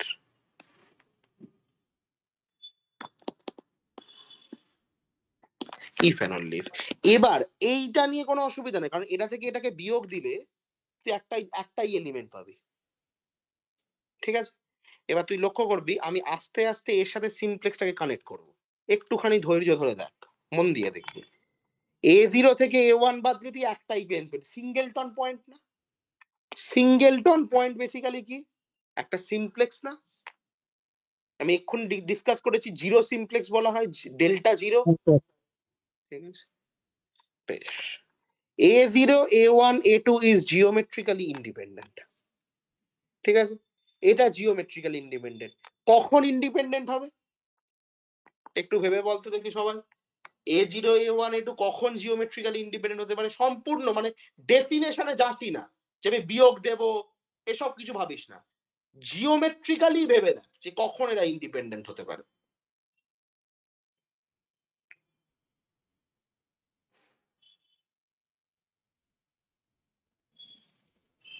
কখন এরা ইন্ডিপেন্ডেন্ট হবে? ইন্ডিপেন্ডেন্ট তুই লক্ষ্য কর, দেখ কত সহজ আনসার। যদি আমি বলি এটা একটা স্ট্রেট লাইন, এখানেই তিনটে পয়েন্ট রয়েছে, তাহলে এরা একে অপরের উপর ডিপেন্ড হয়ে গেল না? আমাকে বলতো স্ট্রেট লাইন বানানোর জন্য কটা পয়েন্ট দরকার হয়? দুটো না তিনটে মিনিমাম? একটা স্ট্রেট লাইন বানানোর জন্য মিনিমাম কটা পয়েন্টের দরকার হয়? স্যার দুটো। দুটো। তাহলে স্বাভাবিকভাবে তাহলে যখন 3 নম্বর পয়েন্টটা আমি পাবো, সেই 3 নম্বর পয়েন্টটা A0 আর A1 এর লিনিয়ার কম্বিনেশনেই তো থাকবে। হ্যাঁ স্যার। ঠিক আছে, এই জন্যই কিন্তু আমাদের ছোটবেলাতেই MN এর ফর্মুলা হতো যে কতটা রেশিওতে ভাগ করেছে। A1 যদি মিড পয়েন্ট হয় তাহলে তুই A0 প্লাস A2/2 করতিস, অন্য কিছু হলে MN এর রেশিওতে ব্রেক করতিস। এই জন্যই, কারণ তিনটে পয়েন্ট যদি কোলিনিয়ার হয় তাহলে এদের মধ্যে একজন বাকি দুজনের উপর ডিপেন্ড করতে বাধ্য।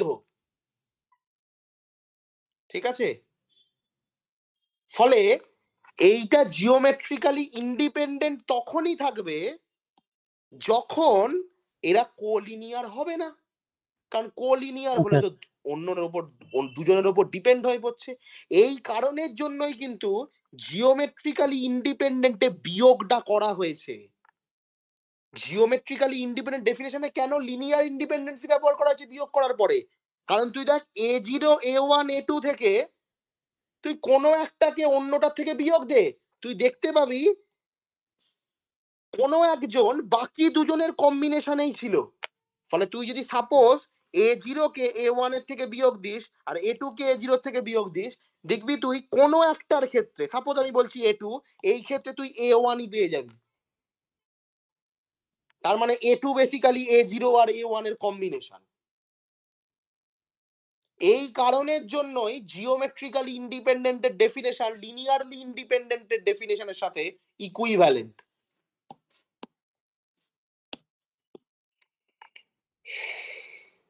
হ্যাঁ স্যার। ঠিক আছে, ফলে if and only if the points A0, যতক্ষণ ধৈর্য ধরবি ততক্ষণ সব বুঝে যাবে, আমি সমস্ত কিছু বলে দেবো A to Z, যেটা তোদের নোটে আছে, আর বাকি পড়াটা তোর ওপর।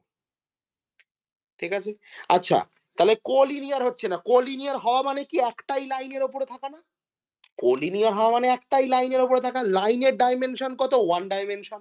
তাই জন্য দেখ এখানে লিখেছে that is there is no 1 dimensional plane containing this point. 1 dimensional plane তো হয় না, 1 ডাইমেনশনাল প্লেন কি করে হবে? প্লেন তো সবসময় 2 ডাইমেনশন। 1 ডাইমেনশনাল প্লেন মানে কি? স্ট্রেট লাইনের কথা বলছে। হ্যাঁ স্যার। ঠিক আছে, ফলে এই কারণের জন্যই লিখেছে, নোট তো তোদের সবার কাছেই আছে, ফলে আমি ওই কথাটা লিখলাম না এখানে। 3 নাম্বার, এবার এখানে বলেছে যে A0, A1, A2, A3 অবজারভেশনে is geometrically independent if and only if the points. স্বাভাবিক ব্যাপার। এবার 4খানা পয়েন্ট রয়েছে, এই 4খানা পয়েন্ট কি করে লিনিয়ারলি ইন্ডিপেন্ডেন্ট হবে? একদম আগের আইডিয়া, এখানে একটা লাইনে লাই করছিল, এখানে একটা প্লেনে লাই না করলেই হলো। ঠিক আছে, দেখ দেখ ভালো করে তুই লক্ষ্য করবি, তুই 3খানা পয়েন্ট নিয়ে 3খানা পয়েন্টকে কন্টেন করছে একটা প্লেন পেয়েই যাবি। স্বাভাবিক ব্যাপার, 3টে পয়েন্ট থাকতেই হবে, নাহলে প্লেন বানানো যাবে না।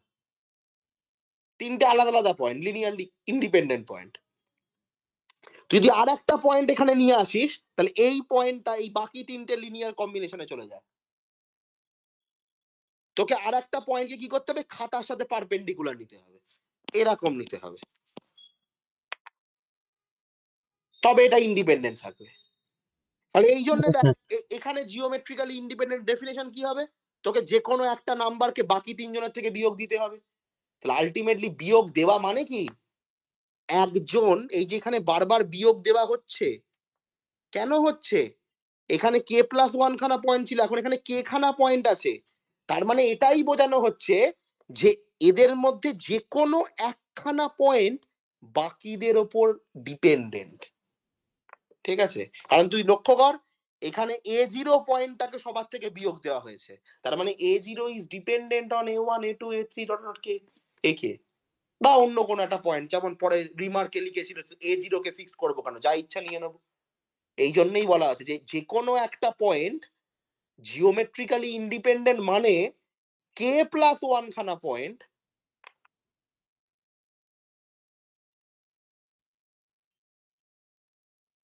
ঠিক আছে, কে প্লাস ওয়ান খানা পয়েন্ট বেসিক্যালি একটা পয়েন্ট কে খানা পয়েন্টের উপর ডিপেন্ড করে। কোসেট, কোসেট আপাতত এর সাথে রিলেটেড নয়, এটা আলাদা টপিক। ঠিক আছে, কোসেটটা আলাদা টপিক। কোসেটটা এই জন্যই এলো যে আমরা in general one dimensional straight line, মানে স্ট্রেট লাইন বা প্লেনকে ওয়ান ডাইমেনশনাল কেন বলি, ওই জন্যে। ঠিক আছে, এটা ওই ডেফিনেশন, এই ডেফিনেশন বা এখানে আগে যে স্টেটমেন্টটা দিয়েছে এর কারণটাই হচ্ছে এটা, যে আমরা যখনই বলি স্ট্রেট লাইন তখন স্ট্রেট লাইনের ডাইমেনশন কত, ওয়ান। কেন এটা এটা ওয়ান কেন, চোখে দেখতে পাচ্ছি বলে তা তো নয়, কিছু একটা লজিক থাকবে, সেই লজিকটা হচ্ছে এই ডেফিনেশনটা। ঠিক আছে, আমরা প্লেনকে টু ডাইমেনশন বলি কেন, যে খাতার পাতা এটা টু ডাইমেনশন কেন, কোনো একটা লজিক আছে, এটা ডেফিনেশন তো আছে, সেই ডেফিনেশনটা হচ্ছে এইটা, কোসেট দিয়ে। ঠিক আছে, এই ডেফিনেশনটা একটা ইকুইভ্যালেন্স কন্ডিশনকে ডিফাইন করে, যেটা হচ্ছে কোসেটের ইকুইভ্যালেন্ট কন্ডিশন। এটাই হচ্ছে এখানে বক্তব্য। ঠিক আছে, আরো কিছু বক্তব্য আছে সেটা আস্তে আস্তে আসবে। আচ্ছা, A0 A1 A2 A3, তাহলে এরা জিওমেট্রিক্যালি ইন্ডিপেন্ডেন্ট কত, জিওমেট্রিক্যালি ইন্ডিপেন্ডেন্ট কেন, কখন হবে, ইফ অ্যান্ড অনলি ইফ, যখন এরা কি হবে, দ্য পয়েন্টস আর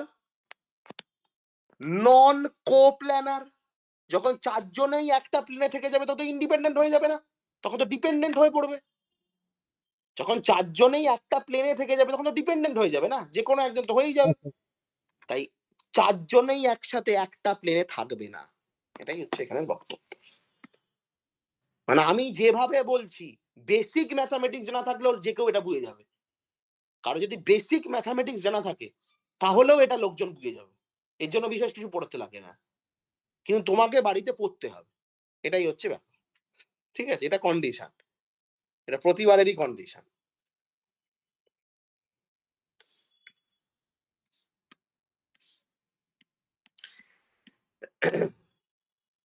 এবার আমি কিছু জিনিস আছে, কিছু থিওরিতে আসছি, তারপর আমি থিওরেমে যাব, থিওরেমটা পরের দিন যাব, থিওরিতে আসছি।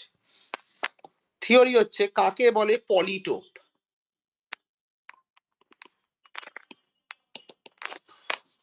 পলিটোপ কি, এগুলো সবই ডিসক্রিট ম্যাথামেটিক্স, মানে গ্রাফ থিওরির পোর্শন। হ্যাঁ, আমাদের অ্যালজেব্রিক টপোলজি নোটেও আছে, বাট গ্রাফ থিওরির পোর্শন এগুলো মেনলি। বলছে পলিটোপ কাকে বলে, পলিটোপ হচ্ছে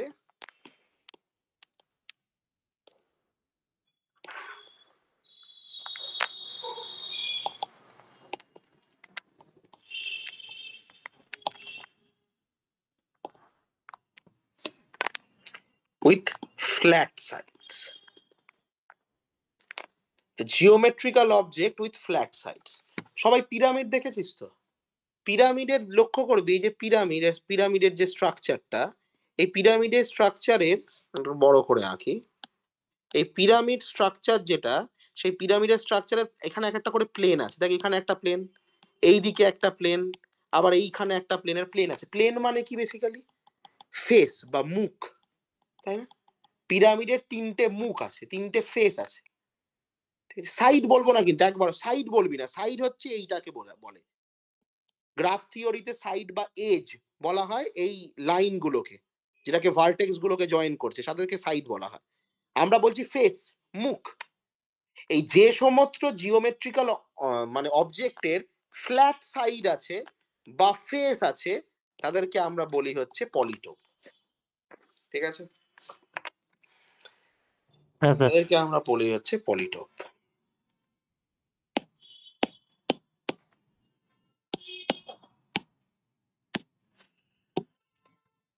আচ্ছা,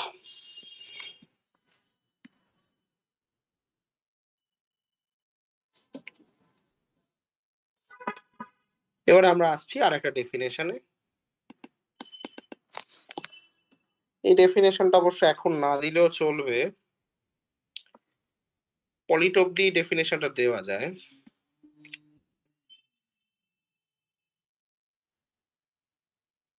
ঠিক আছে, আপাতত থাকুক, আপাতত এই ডেফিনেশনটা থাকুক। এখানে আমরা বলছি ফেস। ফেস কাকে বলে? What is face?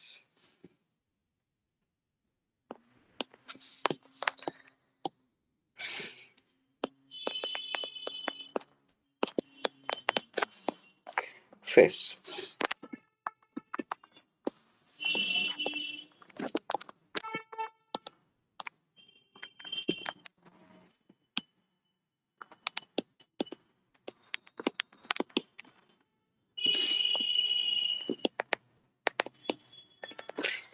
S be a simplex, then faces of S are another simplices. মানে ফেস একটা নিজেও সিমপ্লেক্স। ঠিক আছে, যখন আমি বলবো এটা সিমপ্লেক্স, যেমন এটা একটা সিমপ্লেক্স ট্রায়াঙ্গুলার স্ট্রাকচার যেহেতু, বা একটা ট্রায়াঙ্গেল, এটা ট্রায়াঙ্গেলের একটা ফেস। ঠিক আছে, সেটাও কিন্তু একটা সিমপ্লেক্স। এবং ফেস অ্যাকচুয়ালি অনেক রকমের হয়। ঠিক আছে, ফেস অনেক রকমের। আমি প্রথমে বললাম যে এটাকে এজ বলে। অনেক জায়গাতে আমরা এই এজ গুলোকে, আমি এখন কনফিউশনে আসছি না আর কি, ঠিক আছে, কারণ কিছু কনফিউশন আছে, সেগুলোকে আমরা ক্ল্যারিফাই করব আস্তে আস্তে। প্রথমেই যদি আমি বলি সবাই ফেস, তাহলে তো অসুবিধা হবে। যেমন এই সাইডটাকে কেউ ফেস বলবে না, কেউ স্বীকার করবে না, তাই জন্য আমি প্রথমে বলিনি ডিসক্রিট ম্যাথামেটিক্স রেসপেক্ট আমি বলিনি। পরে আমি বলবো যে এই সাইডটাও কিন্তু একটা ফেস, কারণ দেখো আমি ফেসের ডেফিনেশন দিচ্ছি। এবার আমরা এতক্ষণ জিওমেট্রিক্যালি ফেস কাকে বলে সেটা বুঝেছি, এবার আমি টপোলজিক্যালি, সিম্পলিশিয়াল টপোলজি যেটা আর কি, তার রেসপেক্টে, মানে সিমপ্লেক্সের রেসপেক্টে আমি ফেসের ডেফিনেশন দিচ্ছি। ঠিক আছে, এটা জেনারেল ডেফিনেশন। মানে স্টেপ বাই স্টেপ এগোবো, একসাথে সবকিছু আমি বলতে চাইছি না। তাহলে এফ বি একটা simplex, then faces of S are another simplexes. ঠিক আছে,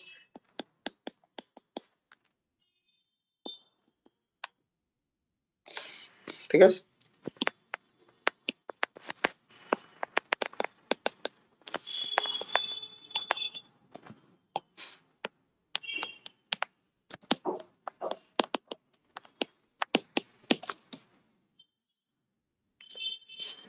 হ্যাঁ, আমি কিছু টার্ম লিখেছি, আমি একটা ছবি আঁকবো, সেটা পাওয়া যাবে যে ছবিটা। আর এখানে আঁকার দরকার আছে, এই মুহূর্তে আর সময় নেই এখানে।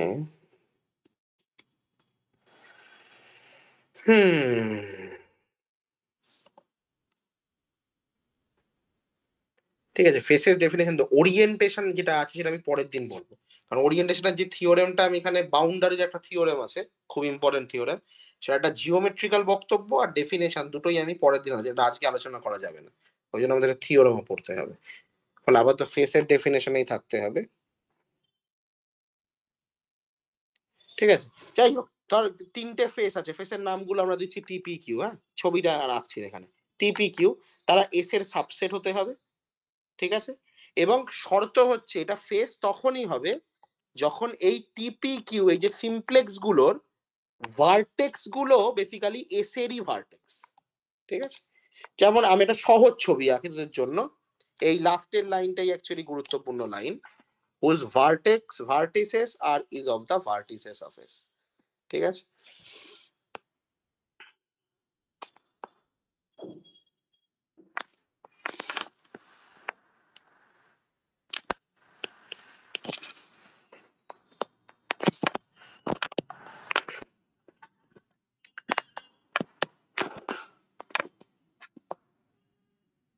ঠিক আছে, এবিসি আমরা পেয়ে গেলাম। এই এবিসি এখানে সাইড গুলো, ঠিক আছে, এর উল্টো দিকে স্মল এ, বি এর উল্টো দিকে স্মল বি, সি এর উল্টো দিকে স্মল সি, পেয়েছি। 2 ডাইমেনশন ফেস ডেল্টা এবিসি। এই ট্রায়াঙ্গেলটা কি? ট্রায়াঙ্গেল 2 ডাইমেনশন, তো এ নিজেও নিজের ফেস। এটাই হচ্ছে বক্তব্য। ফেস মানে হচ্ছে মুখ, সে নিজেই নিজের পরিচয়, ফেস। ওকে, আচ্ছা, তারপরে আসছে 1 ডাইমেনশনাল ফেস। তুই লক্ষ্য কর এই যে লাইনটা এ সি বি, এই যে লাইনটা, এই যে সাইড যেটাকে আমরা বলছি, এই এসিভি লাইনটার দেখ ভার্টেক্স গুলো দেখ তুই এখানে। এইটাকে আমরা এটা একটা সিমপ্লেক্স, তো দেখ একটা লাইন, লাইন তো একটা সিমপ্লেক্স, আমি অলরেডি আলোচনা করেছি 1 ডাইমেনশনাল সিমপ্লেক্স। তার ভার্টেক্স কি? এই লাইনটার ভার্টেক্স হচ্ছে এ বি, সেটা এই ট্রায়াঙ্গেলটারও ভার্টেক্স, একদম ট্রায়াঙ্গেলটারও ভার্টেক্স, ফলে এটাও একটা ফেস। আর 1 ডাইমেনশনাল সিমপ্লেক্স গুলো কি? এখানে তুই বলতে পারিস এ বি সি, এটা একটা, বা একটু ভালোভাবে লিখলে সি বি এ সি আর সি বি এ, এরা 3জনও সিমপ্লেক্স। ঠিক আছে, এটা হলো। আরো হবে 0 ডাইমেনশনাল ফেস, শুধু এ বি আর C, vertex 0 dimension. 0 dimensional simplex তো হয়, এই যে ক্যাপিটাল এ, সেটা একটা পয়েন্ট, হ্যাঁ স্যার। এর ভার্টেক্স কি? ক্যাপিটাল এ নিজেই, সেটা কি ট্রায়াঙ্গেলটার ভার্টেক্স? হ্যাঁ অবশ্যই সেটা ট্রায়াঙ্গেলটার ভার্টেক্স, ফলে এটাও কিন্তু একটা ফেস। ঠিক আছে, তাহলে তুই লক্ষ্য কর এরা সবাই কিন্তু ফেস হলো।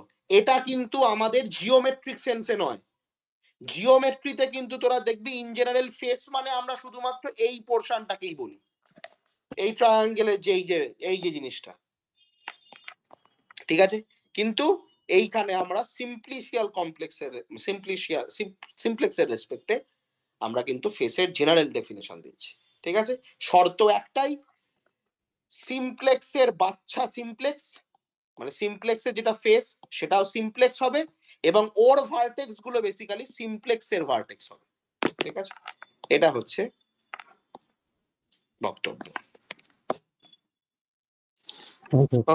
ওকে,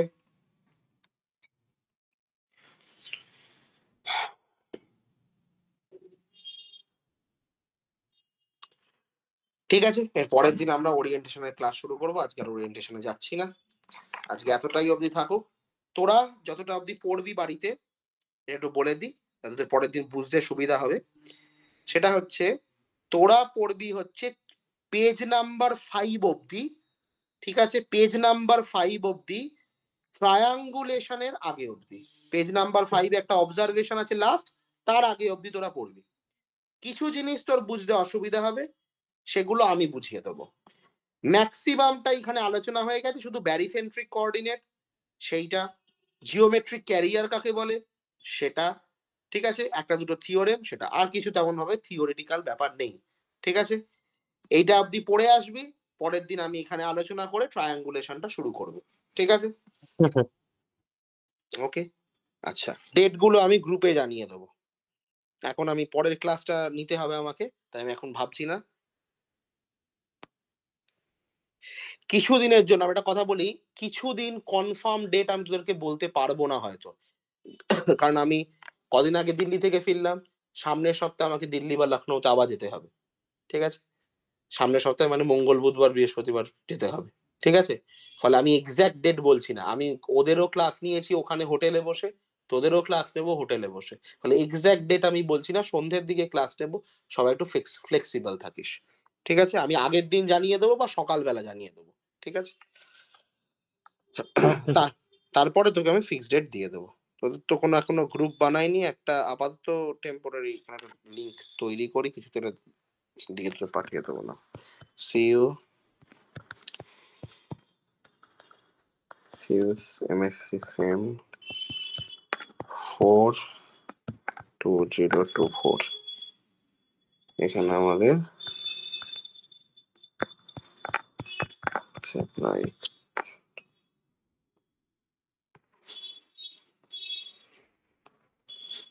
কি হচ্ছে নি, হ্যাঁ অ্যালজেব্রিক টপোলজি। দিয়ে দিচ্ছি এখানে। এই লিঙ্কটা আমি দিয়ে দেবো, এমএসসি বুকস এর লিঙ্ক তোর কাছে এমনিতেই আছে, ওটা পাঠিয়ে দেবো না হয়। ঠিক আছে, আবার যেটা 5 পাতা পড়ে আসবে। আচ্ছা স্যার। আচ্ছা, আর অন্যদিকে ফিল্ড এক্সটেনশন মানে গালবা থিওরি শুরু হবে, ঠিক আছে।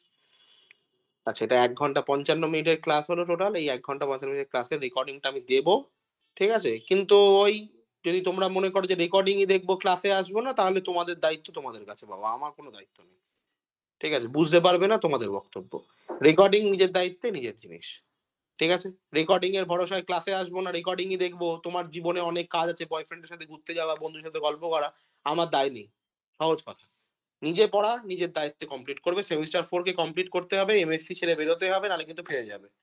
ঠিক আছে? ফলে সেটা মাথায় রেখে কাজ করবে।